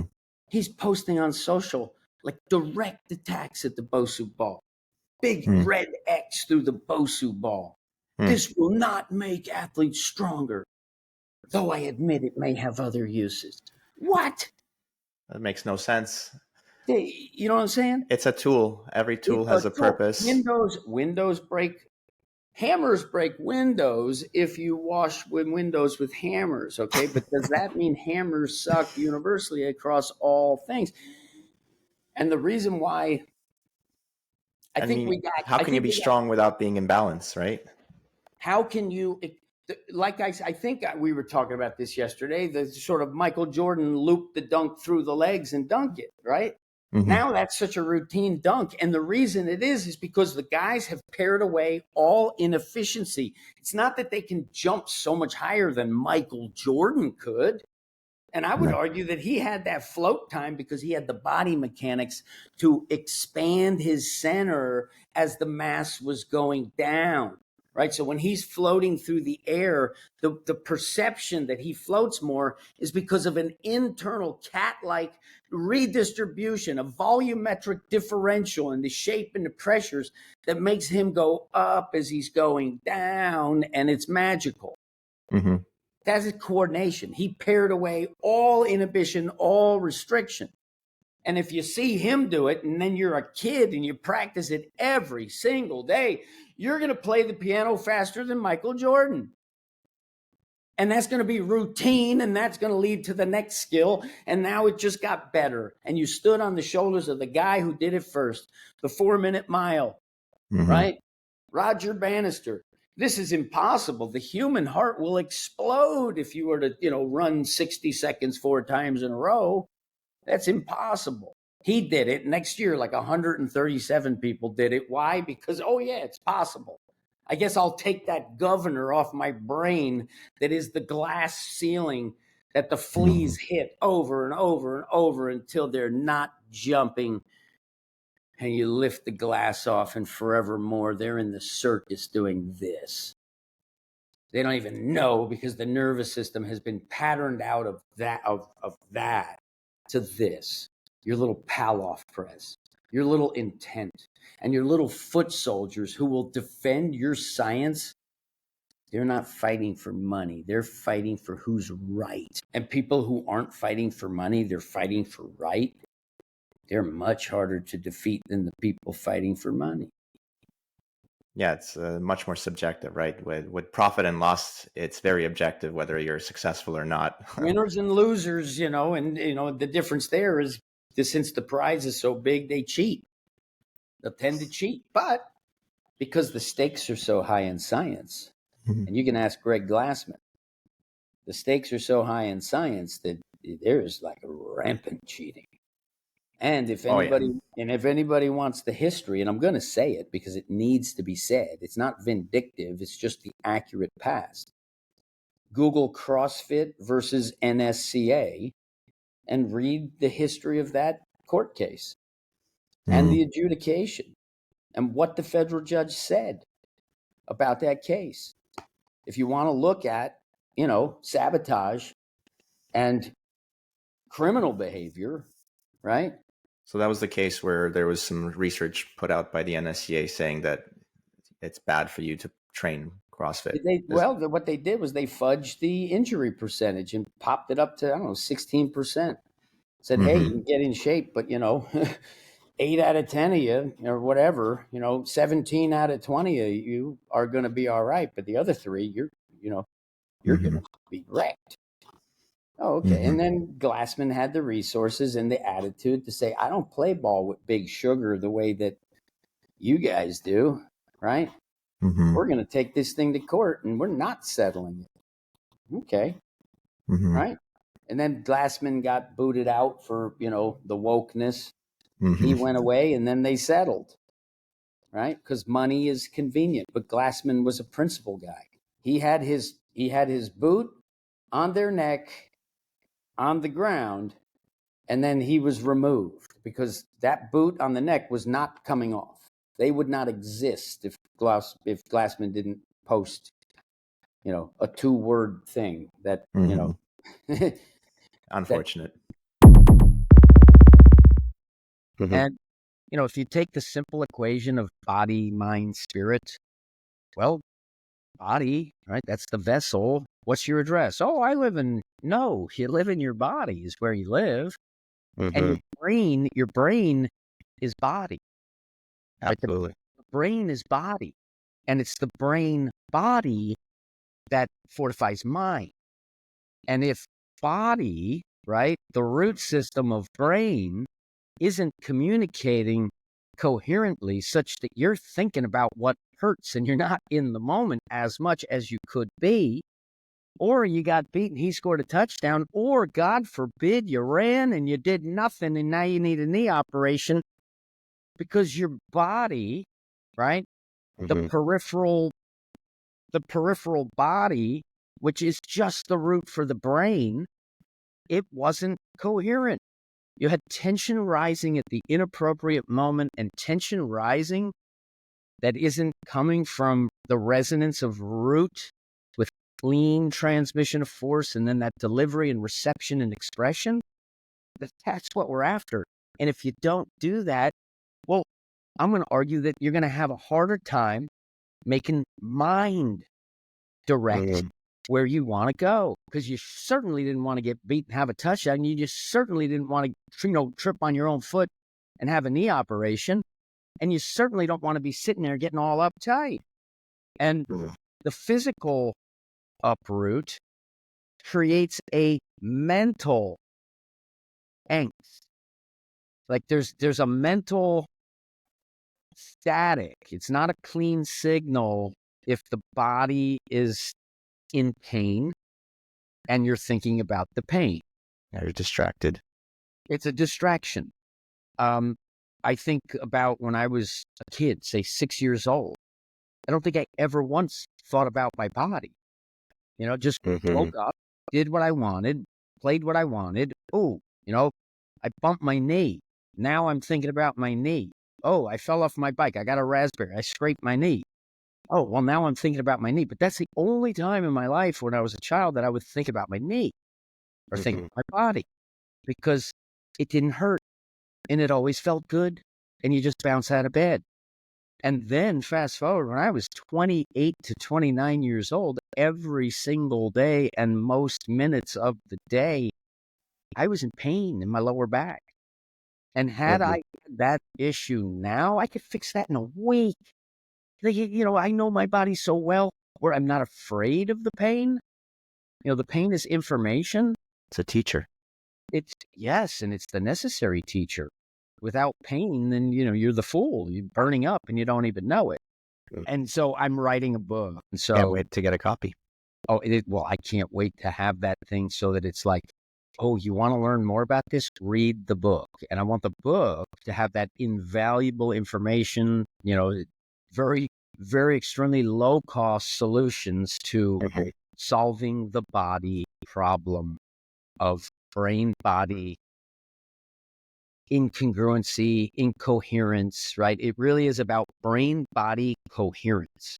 We have the sympathetic nervous system that's going to save the day, and we have the parasympathetic that's going to rest and digest. And what I suggest is that when we learn the predatory position of poised to pounce, to get the best of sympathetic, because you're going to eat tonight, and you get to hang out in parasympathetic, ready for all things, but not uptight. Yeah. And uptight is the expression, the phrase that really defines where the fitness industry went completely off course in 2007. And it was science, okay? Science is profitable, and science is power. And it's both of those things. And in pharma, you have evil at the center of that motivation because it is power for profit. And in exercise, there's no evil involved. It's just good people misguided. And they don't even want the profit so much as they want the power. And the power is reputation, right? And who said what when, and who's the smartest scientist in the room? Who gets to be the guy that, you remember his name 100 years from now? That's what scientists are competing for.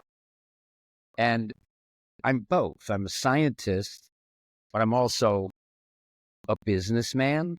And I'm also a human being who wants to make the greatest contribution to humankind that I possibly can. And if I win, I just want to keep winning. And if I lose, I need to learn, and I just keep going. And from the beginning, this 3-part master plan, right? I'm always crazy. I'm Jack with 3 beans. When I invent the BOSU ball, I knew, like, oh my gosh, that's American dream right there. Because if I work real hard, I'm not going to have to work. Really what it's about is you can go out to dinner with your friends. You can all have an amazing time. You'll pick up the check and you don't care because it was just so much fun, and you don't care. You had the fun to do. And I relate to that that's what I aspire for wealth, because I don't care about my clothes. I don't care about my car, and I don't like to travel. So I want to be really, really happy where I am and be able to share that with family and friends. So wonderful. Yeah. And the 3-part plan from the beginning was, 1, ubiquitous in fitness. And that means in the zero-sum game of training the best athletes in the world, Weck is in the circle. Weck is center of the circle, not in terms of the products, but in terms of the programming. Why? Because balance is the foundation, and 100% balance is infinitely better than anything less. 51% balance does not fall down, but you certainly don't want to aspire to 51% balance. You might need a gain at 51% balance, and you're not likely to feel all that good at the end of the day. And when you wake up, when you run enough reps that are out of balance. Now, the insidious out of balance is the 99% balance. Now you have the tire with the pinhole. It cannot handle the high pressure of careening around that F1 track. We're talking a motorcycle going on the edge of failure and disaster versus victory. 99% balance is going to betray you in those moments. And you're going to have to keep inflating the tire forever if you have a pinhole in it. And you don't notice it, and that's where it's insidious, because what's happening is your mind is not allowing you to discern the conflict between the brain and body. And remember, brain is body, right? Right. And the mind has to be strong and tamp down certain emotions that are weak. Well, then that strong starts to get rigid and cracks appear, right? And then in response to that, if that's sort of the path you're on, is just to layer it with more strength. You're going to muscle it. You're going to keep it down. And that's extremely valuable because it gets the job done. If you can't have the coordination to do it perfectly, do whatever it takes to get it done. And that's the best advice I could give you, right? Who's going to eat tonight? I don't care you pulled your hamstring catching the deer. You caught the deer. Okay, now let's figure out how to catch the deer without pulling your hamstring. But if not pulling your hamstring doesn't catch the deer this time because you don't have the coordination, the means to do it, well, I'd rather you pull your hamstring and you eat tonight. So performance in the now is the priority, and that makes it very difficult for someone to make a change because there's risk associated with change. When I work with an athlete, let's say it's an Olympic athlete and he has the gold medal in the long jump, right? At the Olympics in Brazil, let's just say. And now he has a goal to do something like, okay, I'm testing for the NFL now. Well, when is the test? That's the question. Because if the test is tomorrow, well, then I'm going to be very careful about what I try to teach you today, because if we don't land it, well, guess what? Maybe you're stuck in no man's land between suboptimal and not understanding optimal. Better to just, okay, be confident in what you are now, take the test, and now let's go to work because we have time for the assimilation. And that is it's a responsible manner in which to teach. So you're always beginning with the end in mind, and then you have to walk it back from there. And as I've learned more and more about physical education, it gets much, much simpler. So you can look at it and say, it's the most complex thing. There's all these factors, but no, you can also sort of, boom, is it balanced? Can you freeze the frame and the person can maintain that position? If you're looking at someone running straight and they're on one foot and the knees are close, so you're not in this part of gait, but you're in this part of gait. If you're not in a sustainably balanced position when we freeze the frame, the force vectors are not allowing you to harness everything you're delivering and transfer it to make your body go straight. The force vectors are not as vertical as they need to be for you to go straight. And it's the vertical force that is the priority. If it were different, we could be the road runner and we could just lean forward and spin our wheels and right like that. But we can't do that. We have to have the skeletal support of vertical force, and then it is the means by which the body is levered, that a pressure here puts a pressure here, that puts a pressure here, that sends me here, but it was a vertical force that did it. And if you're running up at top speed and you were to hit a slick of ice, so the next 3 steps, the parking lot, and you're running as fast as you can, oh my God, I'm on a slick of ice now. The worst thing that you could do is try to change. You don't want to try to speed up. You don't want to try to slow down. You don't want to try to turn direction. You just want to hit those vertical steps so that there's no friction going anywhere else that's going to make you splat. And you'll keep going very fast with 2 or 3 steps on a slick of ice. And if it were only 1 step on a slick of ice, it has to be perfect. And you really wouldn't slow down all that much. No.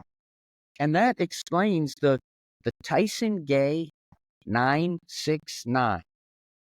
Asafa Powell was in that race. And this is the second fastest 100-meter dash in the history that we know of, second only to Usain Bolt and tied with Johan Blake. Tyson Gay had the worst start of his career in that race. Asafa Powell is one of the best starters who's ever run the 100. And he was out front of everyone. And he was at least a body length ahead of Tyson Gay before 30 meters.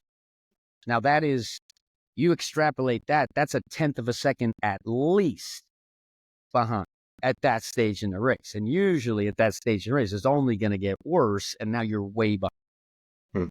Tyson Gay, he had a bad reaction. I think there was some sense of panic with bad reaction that put him up with the head, and his shin angle was not here like the rest. It came in a little bit high on the first step. And then Tyson Gay is a left-hand stroke. His left side is his power stroke. His right side's his quick stroke. And the idea there is that the body is really not 50-50.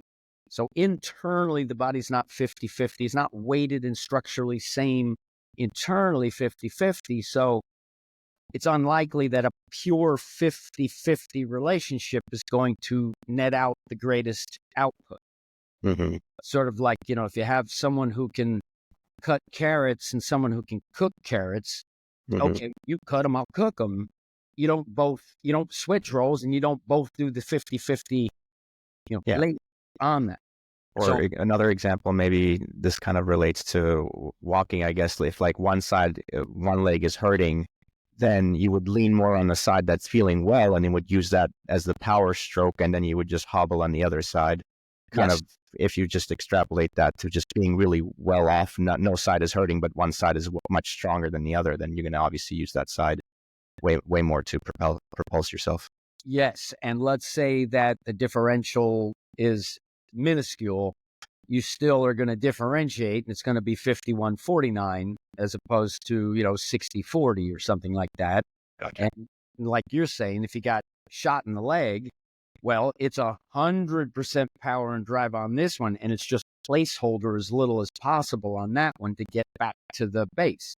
And when I had my hip surgery, I stood up after the operation and I jogged down the hallway because I had 100% balance on the one that was replaced 9 years prior, and I had to land with that perfect balance. And then all I do is I move without moving, position myself so that there's no impact on the next step. I'm just placeholder. All I got to do is just send it through. And I'm controlling the vertical displacement, so I'm not landing with impact. Now, from the outside, someone doesn't understand what I know I'm doing and I can do without any pain and function just fine because I have the capacity to do what I'm explaining. But someone uninformed on it looks at me and, oh, whoa, you're jogging immediately after hip surgery. Oh, no, don't do that. That's dangerous. Because from their mindset, they're thinking, okay, right, left. I can literally position, I can be on my right foot and I can go to my left foot and I don't have to put any weight on that left foot. So this understand. I can hover with my head right over my left foot, which is potential, and I can drop it and make it kinetic as fast as gravity will, bring me down, which is as fast as we can possibly go. Center of mass can only move toward planet Earth at the speed and rate of acceleration with which gravity attracts it. It's the hands and the feet that can move a lot faster than the gravity ground, sort of, 9.8 meters per second squared. And so in terms of how you're going to orchestrate your body to create that athletic, super powerful, is that clean, boom, through the skeleton. And people say, oh, it comes from the ground up. Yeah, well, that's page 2 of the book, isn't it? Because it has to go down first, and then it comes up from the ground. And what you want is it to actually be at the same time. And it's only at the same time when it's resolved through the skeleton. Because everything else is going to deform a lot more than the bone structure. And bone structure is floating within the fascial matrix. And again, this is something that to the layperson who doesn't understand it, you can't see it. There's go ahead, I'm sorry.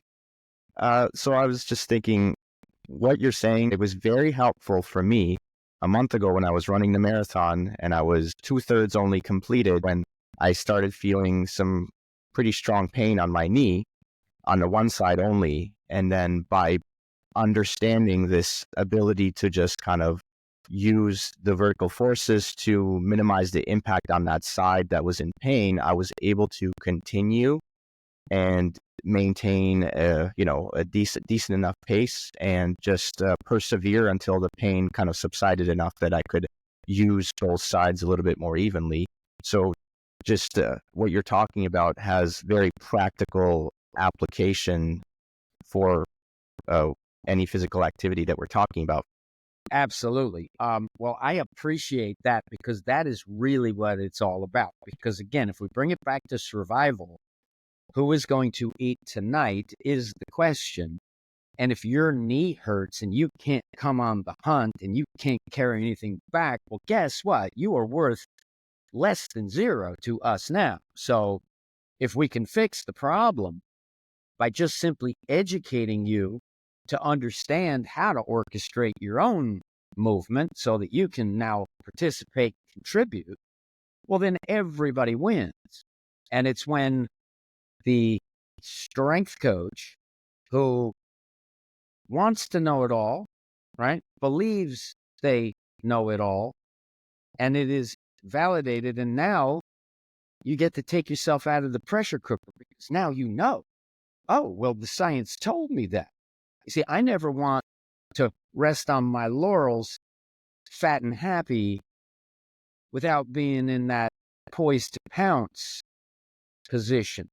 Sympathetic, I got it anytime I need it. Right now, when you say go, I'll beat you to the start. That's right. You don't even stand a chance to finish because I got poised to pounce. It's going through my bones. I'm not reacting. I'm responding. And unless you can perfect poised to pounce on right and poised to pounce on left and potentiate kinetic, bing, that fast, well, then I got you beat on the first step. Okay, maybe you're the better man. Maybe I still lose, but you, without this knowledge, you lose to yourself, better informed. And that's what it's about. Because life is really a competition with one's self. And the key to competition is balancing it with cooperation. If you come into the gym and you don't know how to box and your trainer says, all right, here's your first lesson, bang, and he punches you in the face, well, that was a little bit too advanced of a lesson, and it was too much competition without enough cooperation. And this is where we get like Roy Jones. If you watched Roy Jones training, he would put on music and he would like dance.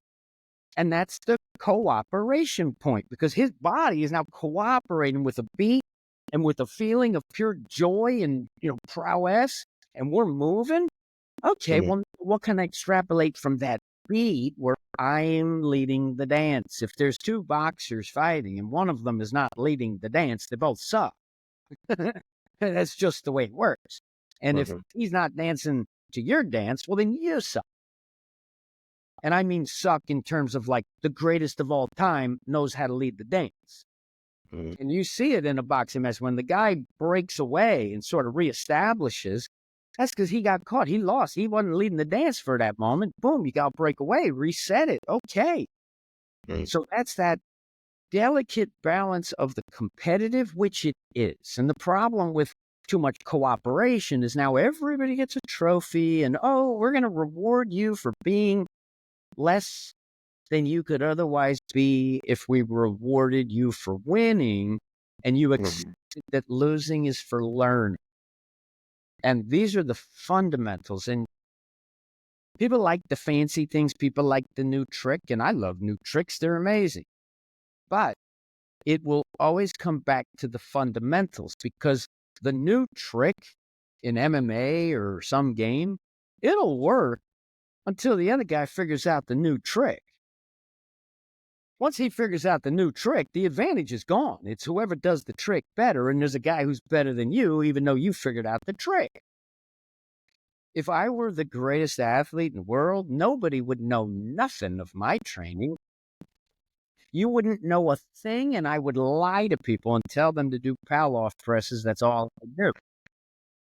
Because I would selfishly exploit the advantage to set greater records, make more money, be more famous and historically significant. And then I would share the gifts. Once I wouldn't go to my grave not sharing the gifts, because you're going to get beat at some point anyway. 958 is not the fastest that anyone's ever going to run. If someone's going to run faster than 958 in the 100-meter dash, I guarantee that. So I would pass on the information and, okay, great, sit up in heaven and say, yes, go, put on better performances, baby, right? And if I had a hand in making them perform better, yes, okay, high five God, put me in the game. Now, because I'm a Division III college football guy, because there is no Division IV, what incentive do I have to hoard this invaluable information, right? I mean, that would be the dumbest thing that I could ever do. And when I was a younger guy, if you had asked me, like, you get to deal the cards, God's giving you the deck and you deal the cards, I would have dealt Bo Jackson plus 200 pounds. I would have dealt, like, if every time I touch the football, I score a touchdown and you can't score on me. And that was literally what I would have dealt to my younger self if I could have rubbed the lamp. I'm the greatest football player ever, is what I would have asked for when Jeannie arrived. So, didn't get that. Thank goodness, because I got something so much better. What I got thought leader who said what when. X on the map, I discovered the key, head over foot. Begin with the end in mind. So start with perfect. Okay, let's establish perfect balance on one foot. Let's establish perfect balance on the other foot. And now let's learn to transition from perfect to perfect. And let's also train the body to control chaos, because it's not always going to be perfect, but you are. So when circumstances dictate that you don't land perfect, you have the bandwidth to deal with that. Your tissues are strong and resilient when it's not perfect, but left to your own devices on a flat floor, for crying out loud.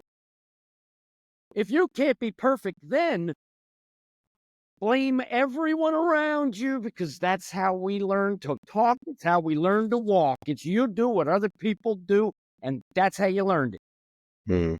You did not study English if you're born in America. You just osmotically, mirror neuron, positive, negative reinforcement, mama, woohoo, they jump, dada, woohoo, they jump. Nobody did nothing. I ain't gonna keep saying it. Right? And the same is true for movement. So let me tell you this, okay? Yes. In movement, okay, it is mirror neurons, positive and negative reinforcement, and it is an osmotic process. There is no sitting down with your notebook, writing it down. It's you seeing it, interpreting it, mimicking it, getting the feedback and the judgment of, is this good or is it bad? And you sort of tack your way to function. This is the ecological approach to movement, right? Well, it's just God's plan. Like, it's just the more plastic you are at birth, the more potential you have to learn. Like, the baby deer gets born, spit out, all wet, and it stands up. And if it doesn't stand up in the next minute, well, guess what? We have to move on, and that one doesn't get to live. It's hardwired, but that hardwiring comes at the expense of, well, that's the code that, that's what you do. You can't play the piano. I'm sorry. And even if you could, you'd have to do it different because you're cloven. You don't have the digits the way we got the digital intelligence, which I call the did you tell intelligence. Right. And this right here, the fourth finger, if you understand why the fourth finger can't do that on its own, right? If you understand that, well, then you have an advantage to train a very sneaky kind of strength, kind of strength that the stronger man who doesn't know that, you'll dominate him. He's the guy you will tap in jiu-jitsu, and it doesn't matter how strong he is, because it's wrong strong in the face of correct strength. Correct strength is balance. 100% balance is access to the full potential of the strength that you have. Balance is synonymous with the word coordination. So balance, if I'm playing a violin, the balance of tension and relaxation, right? Moving and positioning, that is a medley. It is a balance. So we think of balance to the number one threat, which is don't fall down, because falling down is dangerous. Uncontrolled falls can lead to disaster, and they can end life or make it miserable. So we don't want that. We don't want that at all, right? So the means by which we acquire this is what we're presented with. And when your personal trainer is instructing you to rigidify yourself in a neutral position with the shoulders perfectly level, the hips perfectly level, and your goal, your stated intent is to maintain that neutrality through rigidification, super stiffness. This is what in 2007 was presented to the exercise, fitness, sports training industry, rehabilitation, the whole thing, physical education itself. In 2007, core stability was defined as your ability to not move your trunk. It was anti-rotation. And it was told, this is all on the authority of science, that anti-rotation supersedes in importance, priorities, rotation. So they told us, they told you, if you're a personal trainer and you pay for certification, you care, and you really want the best, what you were instructed is that the priority for your core musculature was to prevent spinal movement, to prevent movement of your core. It needed to be super stiff in neutral. And these are quotes. Okay, this is literally the scientific dogma. Now, what that did was it created this rabid dog race to center of, X on the map, top of the mountain. I know the science, therefore you will read my blog and you'll come take my course, and I get to be revered in the industry because Gretzky said, skate to where the puck is going to be. And if I'm a young guy and I'm ambitious in the industry, and I see that the puck went to stiff and neutral, and squeeze yourself as hard as you can to not move your spine, well, that's the place where I'm going to build my camp. I'm going to fortify my position as an expert on that subject. And that is what happened in the industry. And 2007 in particular, the BOSU ball plays a pivotal role in this catastrophe. And I'll bring it back to that because of non-contact injury. So when you fire muscles together, the neurological wiring of that sequence is now hardwired. It becomes what you do reflexively. The myelination of the nervous tissues, the networking and synaptic connections, they all come together according to what you've practiced, the duration and the intensity of the practice. And what they did in the fitness industry, they took kids, they took pros, they took everyone, and they had them do the PAL off press. I call it the power off press. It's an exercise that is so ill-conceived because the harm is invisible. I have you stand plumb square, 50-50, squeeze yourself so tight. Don't let us upset your tight, stiff, neutral position. And then I have you extend force out, and it's just transverse. And now I'm trying to do this here, and I'm holding on. All of the tension is being rooted up. And now I am wiring together deer in headlights. Like, no, it's an irritant. Like you got itch on like powder and you can't get the itch off. It's an irritant to my soul that people were exposed to that because it's real. And I'm not putting hyperbole. This is not hyperbole. Yeah. This is that kid. Okay. That kid is now not at the college that they wanted to go to, playing the sport that they dreamed of doing, and no chance at doing it as a pro. And it makes me cry inside that is a reality.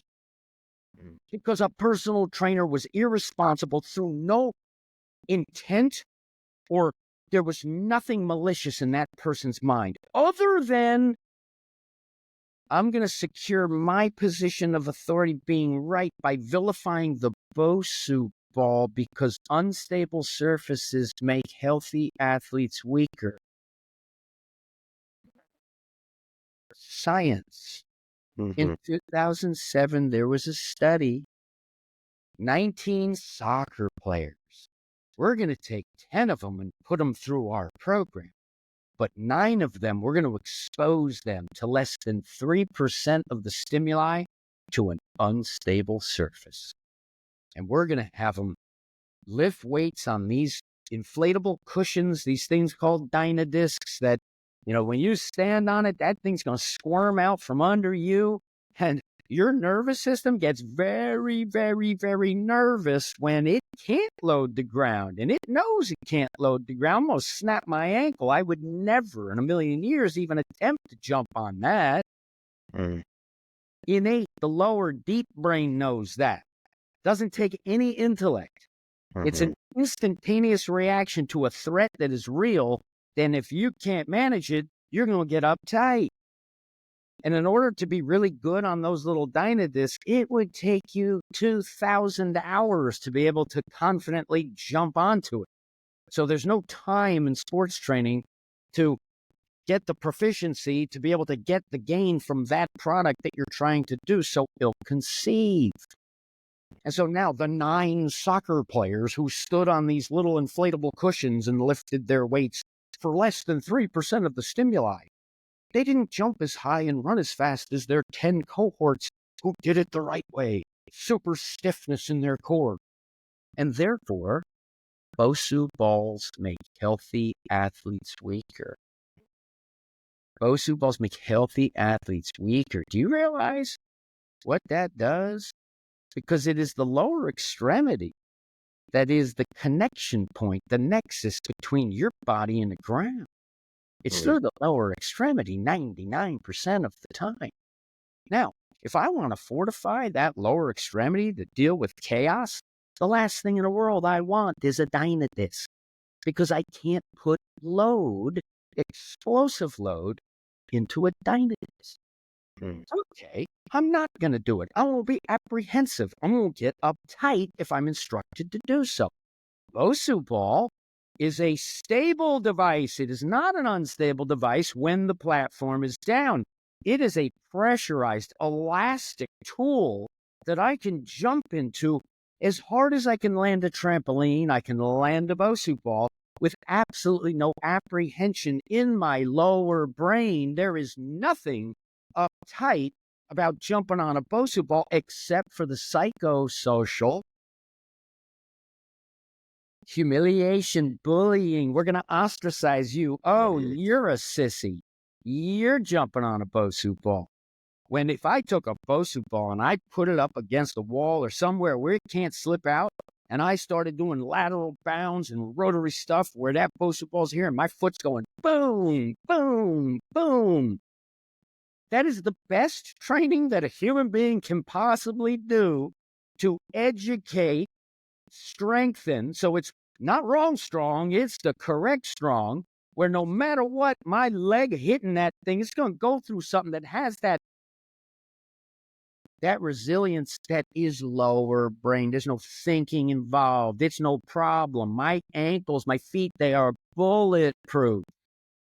I was the guy, okay, in college football, I had to get my ankles taped every practice, every game, because I had those lax ankles that would always twist, especially my left ankle. And I taped every practice, and every game. And I would even debate, I'm going to wear the 3/4 high top without tying the top of it for the proprioceptive aspect. It kept my ankle in a position where it knew where it was without me thinking about it. So it didn't get out of position and clip and me twisted on the field. But I would also wear the lower cleat for being lighter so I could be faster. So I needed to tape the ankle if I was going to wear those little cleats. Mm-hmm. And I ended up just taping them all the time. And then I remember playing pickup basketball. Like, I would twist my ankle so annoyingly because I love to play pickup basketball. And every 2 weeks, 3 weeks, a month, I would doink my ankle. And then it was 2 weeks where I couldn't really play pickup basketball the way I wanted to. So if I were playing pickup basketball in a year, 6 or 7 times, I would twist my ankle in a year. Okay, it's very annoying, very, very, very annoying and painful and not practical.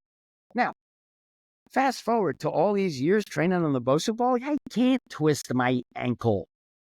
I've landed in positions that are so bad and my body can reflexively route it and fix it. And there's no time to coordinate that, think that. That has to be instantaneous response. And the problem is reacting is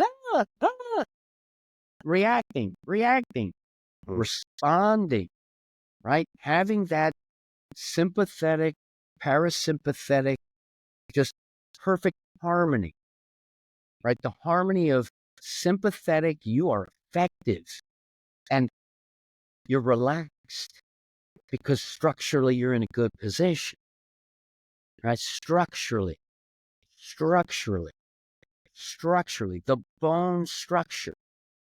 If I'm here, that is a terrible structure for doing this. Because if I push here, this will break. They're not integrated here. So if I hit here, that can break. But when I say, oh, this is for the purposes of holding something. Yeah, this is amazing. Right here, there's something inside. Now it doesn't break if I hit that there. And I can swing it around and manipulate it. Guess what I can do? Oh, yeah. That big guy over there who's coming to kill me, eat me, take my things. Well, what I can do is I can take this here and I can hide it behind my back and I can fake to be meek and, oh, I'll be your slave. Yes, yes, yes. Whoop, whoop, whoop. Watch the opening to 2001, A Space Odyssey, and see how the little guy beat up the big guy. The reason there are no more 6-fingered men is because we eliminated them. Do you understand? That meekness is not weakness. It is power under control. That's right. And what we have in the exercise industry, and it's going away, and I'm going to make sure it goes all the way away. We're not bringing up the boys all wrong, so that we're bringing up a bunch of bullies, because weak men, they are the bane of society. They are the root of evil. It is weak men who destroy the world. And weakness, okay, is anything that is not sustainably strong. The guy and the girl go to the rock climbing gym on their first date, and the guy wants to impress her, so he's climbing the wall, and he's burned out in 5 minutes. She paid attention and put her foot on the hold, and she's up at the top of the wall, and meanwhile, he's sitting there, and he can't even, he can't even hold the drink. His forearms are all burned out. Why? Because he was weak for being strong. He was muscling. He muscled it. And now he's the asshole who can't have fun because he was so strong and tough. And that's what happens to bullies, and that's what happened in our fitness industry. I was just remembering how what you were talking about, the comfort you feel when it comes to unstable surfaces because of the training you've had where your ankle's so strong now. I was also someone who had a bunch of ankle injuries growing up and sprained my ankle a bunch of times, had some hairline fractures and everything. And then once I spent time strengthening my feet, but really how I strengthened them was I bought a balance beam and I practiced balancing one leg at a time, but it kind of forces you to be head over foot, forces you to coil your spine. And after I spent a good deal of time doing that, it felt like I had a superpower where whenever I hit an unstable surface, maybe let's say I was outside and it was icy and I felt like I slipped, I was doing what you're talking about, where I was responding without thinking about it and placing my foot down in the correct place, the correct position, so that I was back in balance and I didn't fall on my ass. And Exactly. it was just astounding how I was able to do that without thinking about it, just reflexively. Yeah, and another thing that a balance beam does is it makes a more acute contact point. So if you have the whole square footage of a floor and your whole foot is on a whole floor, well, then there's a certain amount of pressure on each point of the foot. But if I'm on some kind of a beam or something, well, now when I stand on it, I'm getting acute pressure. And strength is pressure management. If you stand on a leg, if you step on a Lego and you go like that, that is because it was too much pressure that you were not strong enough to manage, and it hurt, and the pain associated with damage, and your lower brain said, get the fuck off it. And you went like that. Okay? Yep. Now, that's weakness is what it's called. If you were stronger, if you had a hide and you were, you had a big callus on your foot, you'd step on a Lego and you'd be like, I don't care, move the goddamn Lego out of my way. You won't freak out because you were strong. The reason you freaked out is because you were weak. I mean, come on. I mean, it's basic. Did somebody tell me different? That makes Right? sense. It makes all the sense because it is the sense, because it is truth, and anything else is nonsense. See what I'm saying? And I think what I hate bullies, right? I hate unfairness. I hate injustice. And when it's directed at me, you make me very angry, very, very angry. You make me resentful, and you create an enemy for life until the wrong is righted. Okay? Because that's just the cloth that I'm cut from. But I have habituated that like rage and anger, and I've used my rage as rocket fuel for so long to get to the position that I'm in. And now that I'm in the position that I'm in, it's like, oh my gosh, I have to change the mechanism. Like the rage is only going to alienate people because I have intentionally been alienating people in exercise to humiliate them because they had a hand in demonizing the BOSU ball and spreading the Pavlov press. And these are guys that if I went to high school with them, we'd be friends, we'd play on the same team. You know what I mean? Like there's nothing distinctly different from them or me. If we were in proximity, we'd be friends. And if I didn't bust my elbow and invent the BOSU ball, I'd be one of them. I'd be a complete asshole, probably telling people that BOSU balls suck because that's how I will be in the club. Now, give myself a little more credit than that. I think I'm a little more sophisticated than that. So I don't think I'm this big ogre because I'm not that big. I'm not that fast. I'm not that strong. But if you're big and you're fast and you're strong and you hang out in that culture where that's how you win, well, that's who you are. And the strength coaches, right, the exercise guys, they're generally the person who didn't play in the game, who worked out in the weight room and got stronger and faster. They weren't the most athletic because if they were, they wouldn't have spent so much time thinking about push-ups and they'd have been scoring best. When I work with pro athletes, the guys who don't care the most about training is the NBA athlete. And this is a broad generalization. There are the Kobe Bryants and the Larry Birds who will never stop practicing. But a lot of the NBA guys, they do not care what the exercise is, how much weight it is, what do I do? What do I do? They don't care. They don't care. Whereas a lot of the other sports, football is like you get both, but there's much more students. Baseball guys are very like, okay, what exactly do I do, right? Because it's the nature of the game. Basketball is like, you could put a blindfold on Iverson, and he could do the same move and hit the shot probably 80%. Like, I guarantee you put a blindfold on Michael Jordan, you say, do your thing. He did it. All right, where is it? Okay, put it up, boom, boom. And I guarantee he's better than 50% without the eyes even. Now, put a blindfold on a baseball player and good luck, Different. right? It's totally different. One is flow and rhythm and that, and the other one is like stop and go, hurry up, wait, okay, 0, 100. That's baseball. And so it coincides with that, like, okay, I'm a fighter pilot. I need to pay attention. What's the code? Okay, bing, bing, bing. Basketball, who cares? They're smoking a doobie before the game. And don't tell me they're not, okay, because they are. I'm telling you the truth. NBA basketball games, a lot of it is, hey, you tell her, and her that they are invited to the party with me after the game. Like, that is a big part of NBA basketball. You're going to go on the road. You're playing 90 games, right? You're getting all rich and stuff like that.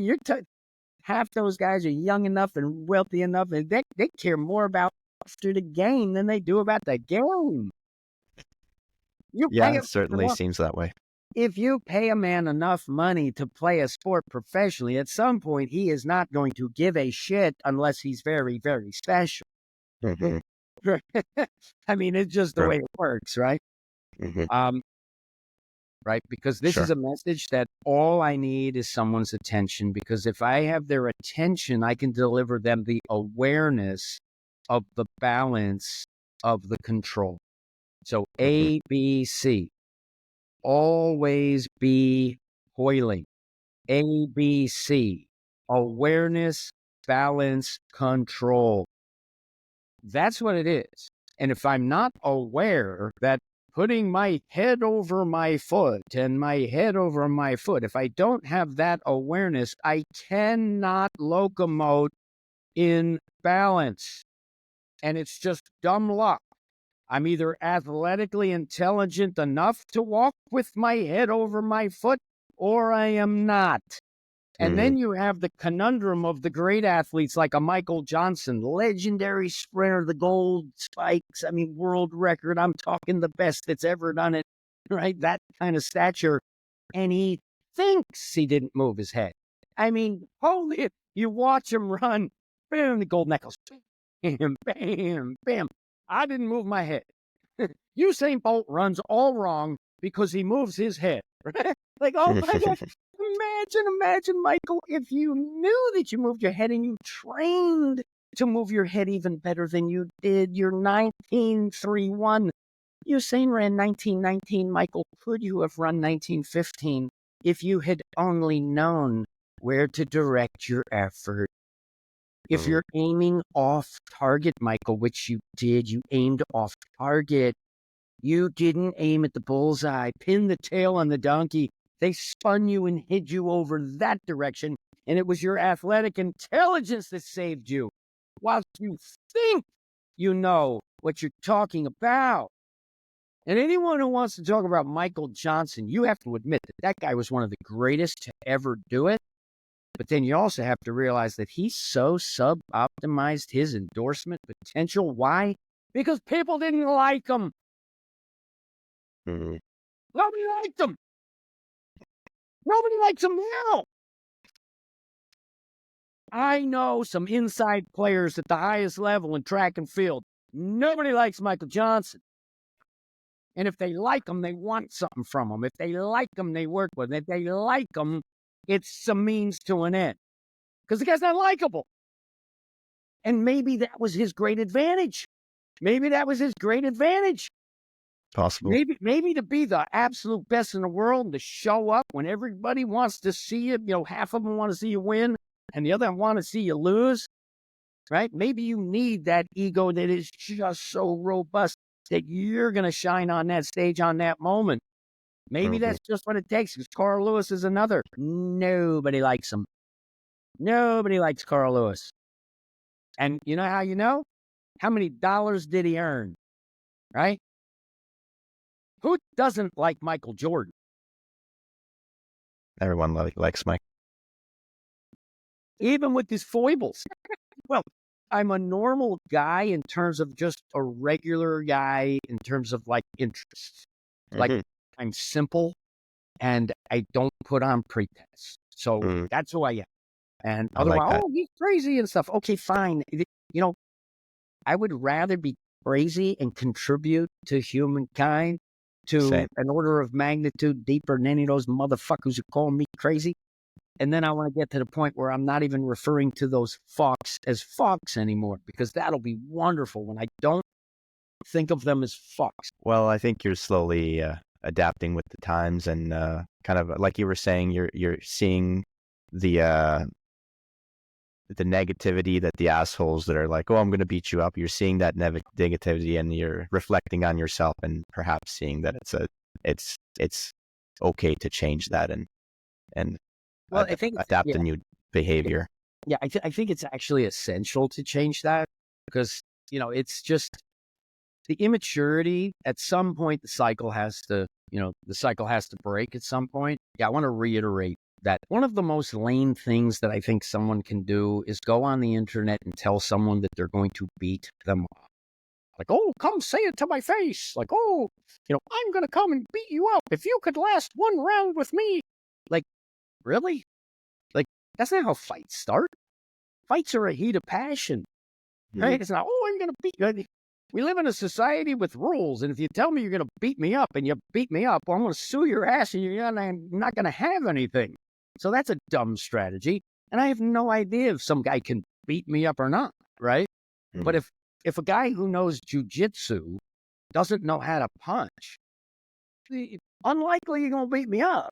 It's just unlikely, right? And I'm not a tough guy, right? Well, I would say that I'm as tough as they come in some departments. Physically, I'm not the toughest, but I think mentally and with a competitive fire, I think I'm like, find me fucking tougher. Go, right? Find me fucking tougher. Now, there's people in certain aspects of that intellect that are tougher than me, right? There's certain things that bring me to my knees, I'll admit it. But when it comes to logic, reason, truth, toughest motherfucker you'll ever meet. But that's why the fourth finger is so important, because you can't flip off the fourth finger. The fourth finger requires you to roll your wrist, right? I can only do the fourth finger when I ring the wrist. So ringing is that throttling that changes the relationship of being here to being here. So my whole body can move without moving, so that I'm as long as I could possibly be here. And that side there's no slack internal on that side when I'm ringing fourth finger to the thumb. Like, that cannot go longer internally. That's the maximum range of rotation. Okay. And then dialing it there, I cannot coil greater than that. So that's the compression to the strong structure, and that's the elongation to the longest structure. And it's the differential between the long and the strong, and both sides. It is the gate of maximum poise to pounce, greatest proficiency, fastest, feels best, most efficient. And it comes down to the fingers, because they're part of your body, and it resolves it. So if I squeeze real hard here, the circuit is broken through the skeleton. That doesn't transmit the force. That fails. Oh, what do? Okay, I just triangulate. Oh, holy shit. When the bones are straight like that, that's a triangle. And now those things, you can't hurt them. What would have to hurt this is a substance that is itself harder than this substance. So if I take this and I start smashing cement, this will fail. But here you start, hitting something that is not as structurally strong as the bone. Well, then the bone is going to win. Boom, boom, boom. And it's going to feel good, and it's going to feel better and better and better, because it's building you. Now, you don't hit a cement wall with it, because that's going to create damage. You hit a bag or a sandbag or something with that, where you get that little boom, that stop that builds the bones. Now, if I do it here, I still don't want to hit cement, but even when I hit something resilient that I can hit, I'm not reinforcing bone transmission. I have squeeze it with muscle, and I got to deal with the fact that the bones are not positioned to be strong when force hits it. I wanted to ask you about your jujitsu. Yeah. I've heard you mainly do one-on-one sessions. Are you learning it in a way where you're given step-by-step instructions on how to do a certain movement? The way I do it is I do it the way that I want to do it, because I will never compete in jiu-jitsu because I truly don't care. Mm-hmm. So I train jiu-jitsu by learning movement, not moves. So, they say drillers are killers. I'm not a driller. And I'll never be a driller because I don't want to drill. And my body is not flexible enough to do some of the moves with proficiency at any kind of level ever. So why am I going to beat my head on that wall? So I do it with black belts within the Ribeiro system, 6 blades. My main teachers are Salo and Shanji Ribeiro. Like, they're the guys that it stems from for me. I've done a lot of classes where you're rolling with different partners and stuff, and there's value to that, and it's fun. But more and more, I just care about doing it with the masters. He's never doing something wrong. Mm-hmm. I just want to be always on target. I want to be doing it, seeing if I can pass that person and they're a black belt. Mm-hmm. Seeing if I can, not get tapped if they're a black belt. And I don't like playing the guard, so I'm not interested in even studying the guard. Mm-hmm. I don't care, because jiu-jitsu, more for me, is a philosophical approach of that fluid. It's Tai Chi all the way down to the floor is basically what I would say jiu-jitsu is. Mm-hmm. So I want to learn jiu-jitsu so that, I could steal your wristwatch, and I could take your wedding ring, and I could put it on your pinky toe, and you don't even know anything that happened, and now I tap you out, and you didn't even know. That's what I aspire to. I don't aspire to come in and just, crush you with power and force and just domination. I won't be the crafty jiu-jitsu guy. Mm-hmm. And so I do it as a personal development, and I have to make it fun process. And so when I play with, the black belts who I train with, I get better much, much faster than if I'm fighting with lesser belts. And then, my neck hurts for 3 weeks, or, hurt my shoulder because, this or that. I don't want any of that. Absolutely. Right? And I can afford to not do that. So why am I going to do that? It's sort of the philosophy that I have. I care about punching more than I care about. Okay. But jiu-jitsu is a mindset of personal development. Yeah. Is what jiu-jitsu is. And so absolutely, if you're practicing jiu-jitsu and you're challenging people to fights on the internet, you're a complete loser who is misguided and an insult to God himself. There's this resource that I've recently come across in jiu-jitsu, this gentleman named Greg Souders, and I almost want to draw a parallel between him and you. He's coming in and challenging the industry on how teaching of jiu-jitsu should be done. Oh, I think I've heard about this guy. He gives you a drill where it's like, look, I want you to just get to this position. Get your chest on his chest. Go. Exactly. Yes, because you can take that hill. Now you can do the rest. Absolutely. So the way he talks about it is he says how movement is emergent. So then the question is, what's causing it to emerge? And so he's talking about the relationship between what your intent is, what you're able to perceive, and then based on that, what action you're able to take. And so doing drills and memorizing drills isn't going to make this movement emerge. It has to be in the right environment with the right intention and being able to perceive the different stimuli that are coming your way and be able to react or respond accordingly. And this is this parallel between what you were talking about earlier and having this aspect or this frame of learning jiu-jitsu or thinking about jiu-jitsu has improved my game so significantly without memorizing any step-by-step instruction on what to do. Well, and I truly am a both sides utilized guy.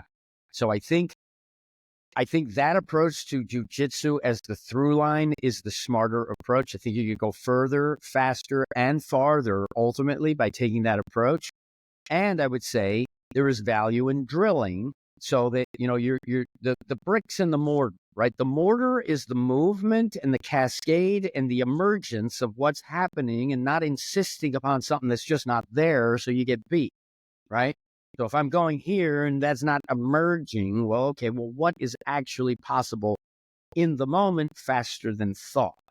But the rote process of, bing, bing, bing. Okay, let's run that. Bing, bing, bing, bing, bing, bing, bing, bing, bing. Let's make that muscle memory. That's good, right? And drillers are killers. So if you want to be great at jujitsu, it's the first and foremost is the position and that dynamic so that you can do the emergent. But to be really surgical and precise with something, I would imagine that doing it 10,000 times will give you an advantage as it emerges. So I think that, and now I'm never going to compete in jujitsu and I don't like drilling, so I'm not a driller, right? And I'm not a killer, right? Whatever, right?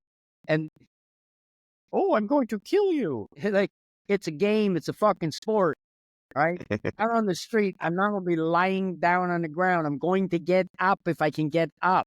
Okay. Like, and if I can end it with a spray of mace in your face, well, then that's how I'm going to end. Right. Like, if I can walk away and get away, that's how I'm going to end it.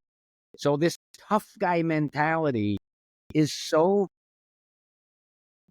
it's just it's a missed opportunity. It's a missed opportunity for a man to resolve himself and be a true man, right? If you're doing jujitsu and you fancy yourself a tough guy, it's because your parents did something wrong or something happened. You didn't get a hug when you needed it at some point in your life, right? Your friends were wrong. Like, you're a total fuck. You're an asshole. And it's completely unnecessary, right? You do jujitsu to become a better person. You don't do jujitsu to fucking pick fights on the internet. Mm-hmm. While we still have a few more minutes, maybe, I want to talk about the double down pulse. I learned it from you and I used it a lot during my training and even while I was running the marathon. And so maybe I'll put it in the framework of how I understood it initially, and then you can maybe correct if I'm saying something incorrectly. But so before I came across your work, when I try to conceptualize running, I try to think of it as it's two dimensions. There's horizontal and vertical propulsion as you're running. And so I thought horizontal propulsion to get to where you're going, but vertical propulsion is just, it has to happen because both legs get up off the ground as you're running. So then, but if you maximize how much you're going horizontally, then you're going to be more efficient. You'll do more running. And then with that understanding, then I kind of thought, okay, the double down pulse, what you're doing is now you're spiking into the ground with your arms just as you're about to rebound off the ground during your run. And then that way you're maximizing how much vertical airtime you're going to have so that the horizontal propulsion is greater than it would be than if you didn't pulse your hands down. And that's kind of how I made sense of it for myself. How does that fit into how you're thinking about it? And just to make this even a longer, worse question, but I tested this out for myself. I stood on a trampoline and I just pumped my hands forwards and backwards and nothing happened. And then when I pulsed my hands down, without me jumping with my legs, I was getting that rebound effect back and I was bouncing back up. So I know it's real. If you pump your arms down, there's going to be a rebound effect coming off the ground. So take it from there, and can you maybe relate it how you're taking advantage of your understanding of the structure and function of fascia to come to this conclusion that double down pulsing does what you think it does? Yeah. Yeah, I would say that what you described is fairly accurate, but I would say that we can hone that understanding and simplify that understanding. So basically, vertical is the priority because that's gravity. Okay. Now, the positioning of your body will determine when you send force where your center of mass is and the base of support, and the arrangement will determine how clean the force can transmit through you to the floor and back up through you to express it. Okay? And what you need to understand is that the horizontal, when I'm up and running, that is going to be contingent upon where my center of mass is in relationship to that load. So intent goes first. A pulse that is static will just produce vertical. Okay? When the body starts moving in motion, the pulse catches up. So the intent goes first and the pulse jolts it. So if I don't pulse, and why it's a double down pulse is because the contralateral side goes down and everybody acknowledges and understands that the contralateral side goes down.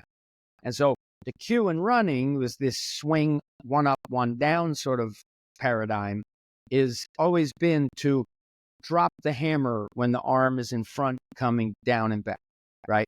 So everybody understands that the hand, when it's here, comes down. Everybody understands that. But what they don't understand is that the arm that's up in back also comes down. So it's a down. And that's the one that drives the force, I find, when you're doing the double. So yes, the ipsilateral it's on that side. You have that side. And so the ipsilateral is the opportunity that if you do not pulse that side, you've missed the opportunity. You didn't spike it. You didn't do as much force as fast. So, I mean, it's asinine. And even in the swinging model, even in swinging, like if I'm just sawing them back and forth, the humerus goes up, up, down, down, up, down, up. So it is double down even when I'm sawing back and forth inefficiently. It's just not spiking and getting you that force when you need it. And the double down pulse happens in this incredibly short amount of time, and God gave us the coordination to do it perfectly. So if you think of landing, loading, launching, your ground contact is three things: land, load, launch. And the relationship of the load is what you're managing with the landing to produce the launching. And so you have that, the force curve diagram of the straight-legged heel striker is the land creates a load that's too soon, and then it drops off, and then it has to load again to launch. And so it's not good for your body, and it's slow, and it's painful if you come crashing in with the heel and put on the brakes in that manner. Now, if I'm doing it properly, where I'm sort of associating the center of mass with the land load launch, the braking force actually acts as an accelerant. And the mental exercise that you can think of this is you're walking along and your foot hits a curb or your foot hits a root or something stops your foot immediately. Your center of mass accelerates forward and down if you trip. Okay? So the braking force had an accelerant to the center of mass. Your center of mass went faster because of the braking force. And it was directed down, which is why you fall flat on your face if the foot stops. So when you're running, okay, and you have it timed perfectly, you're coming in and the landing is on the outside ball of the foot is where it initiates. Because that here leverages into the calcaneus. It's the outside. It's the strong structural tie-in to the heel bone that gives you access to the entire posterior of your body, and you're landing right here as initiation. And then that strong part, fourth and fifth metatarsals, tie into the calcaneus. Big toe, second toe, third toe come up, and they tie into the talus, the floating bone with no ligaments. Oh. So when I hit, that's the land. Okay. Now, it's only after I've initiated the contact that the pulse is going to come in and spike the load at just the right moment as I transition to the long side and get the projection onto launch. And so a really fast sprinter is going to do this in less than 1/10 of a second. Land, load, launch, less than 1/10 of a second. and your pulse is going to fit in between the landing and the loading. So we are talking about a minuscule, like a very tiny fraction of a second is the coordination to land, pulse load to easy launch. And the more I invest in the down at the right time, the more connective tissue recoil I get that turns 100% productive because the center of mass in relationship to the base, the braking force of the foot is not slowing you down. It is speeding you down. The braking force is speeding you down, right? It's speeding you down. And then you spike and load up to launch.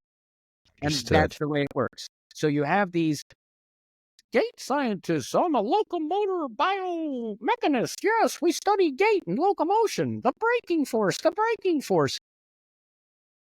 Just because the foot is stopping does not mean that your body is slowing down. In fact, it's only when you're in the air that your body is slowing down. When you hit the ground at initiation, you are speeding down. Center of mass is moving faster and it's going down, and you manage it and you jolt it up. So do you think heel striking is ever appropriate? Yes, of course it is. Yeah. Of course it is. And if you want to dunk a basketball, you guarantee you're going to hit the heel first. Whether it's a 1 foot jump or a 2 foot jump, especially, you're going to come and you're going to jam that outside of the heel. Boom, boom, boom. Penultimate step is your heel coming, boom, and hit, speed you down. Stop all that horizontal and send it up. What about when you're just running, long distance running? Here's what when you're running, generally speaking, if it's an endurance thing, you can manage the roll through where your heel can touch the ground first, it can touch the ground second, and you do what you want to do that's appropriate for the circumstance.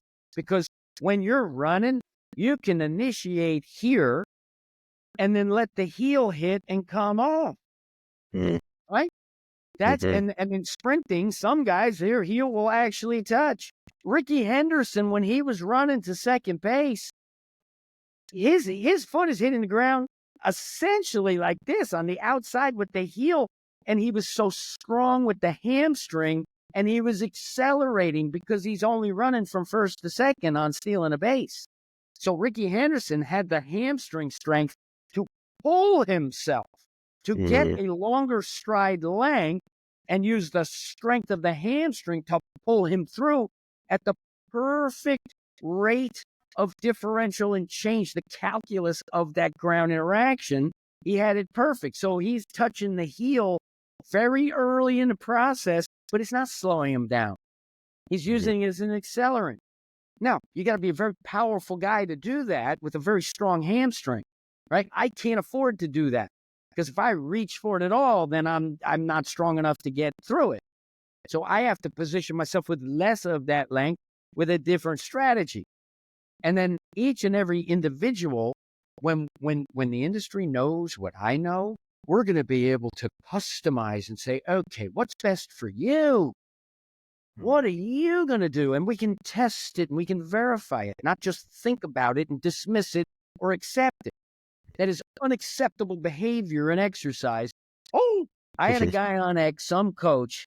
I posted a clip of this absolute monster running a sprint where he does 5 toe drags in a row. I've never seen anything like it, right? This guy is so strong that he can fucking toe drag 5 times. Okay. I'm not saying this is a prescription for everyone. I'm just pointing out that this is absolutely fascinating. And he's head over foot, double down, pulsing perfect, which is the only way that you would be able to do something so incredible and so fast. And this guy's like, oh, never teach an athlete to toe drag under suit. No track athlete, no athlete, never teach anyone. It's like, hold on a second. Usain Bolt ran a 9.58, fastest time he ever ran, and he toe dragged in a 9.58. Asafa Powell's fastest time, 9.72. He toe dragged. Christian Coleman, one of the fastest starters ever, he toe drags. What are you talking about? If I got a high school kid and he can run 11 seconds, we're going to test the goddamn toe drag. We're going to see if it's faster. If it's not faster, we're not going to toe drag. And if it's faster, we're going to toe drag.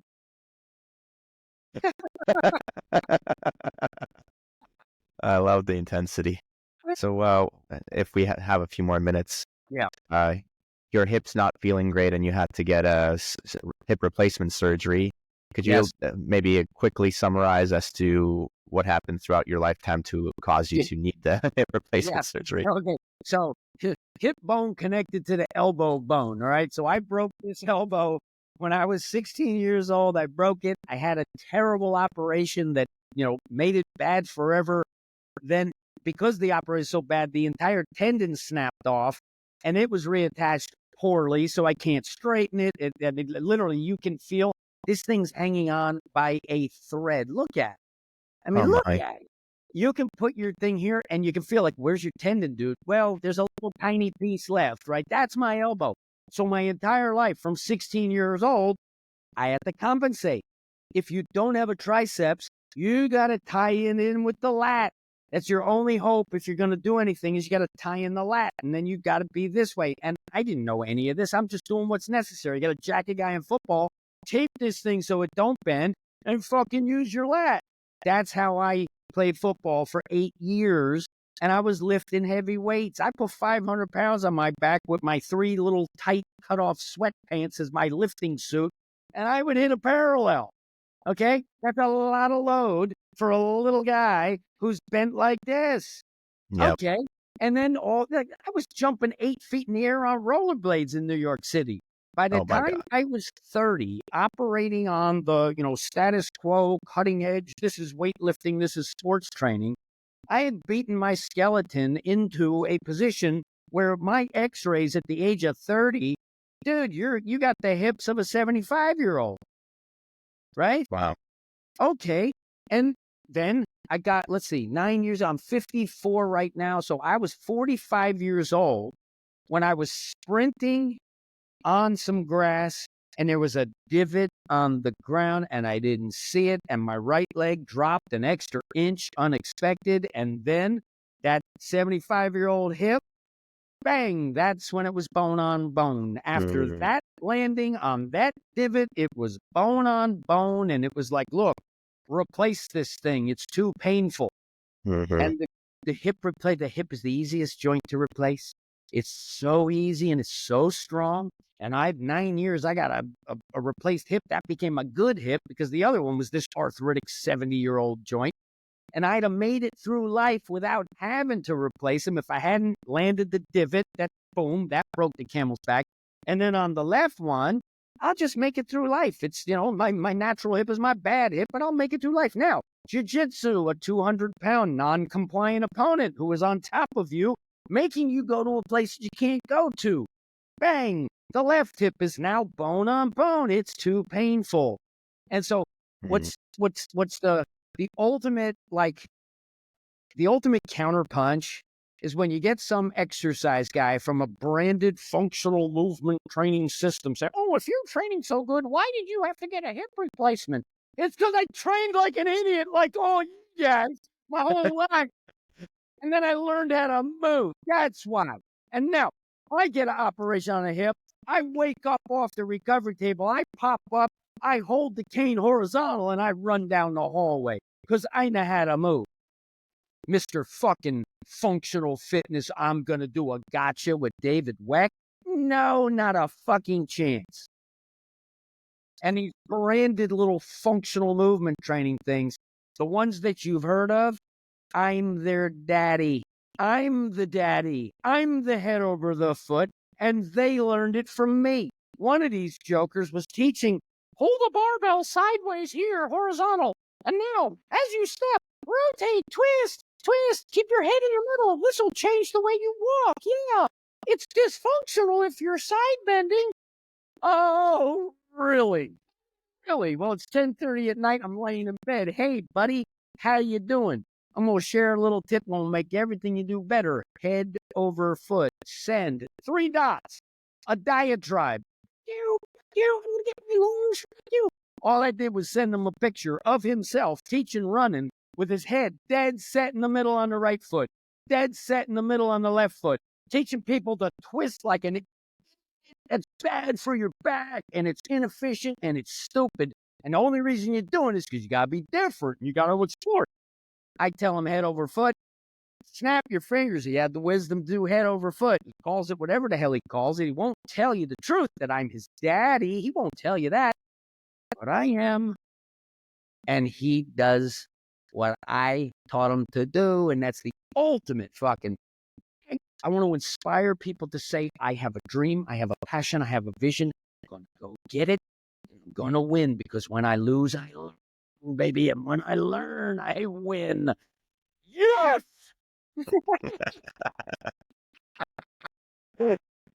We need to bolster the awareness, because this is not just about products. This is principally about programming.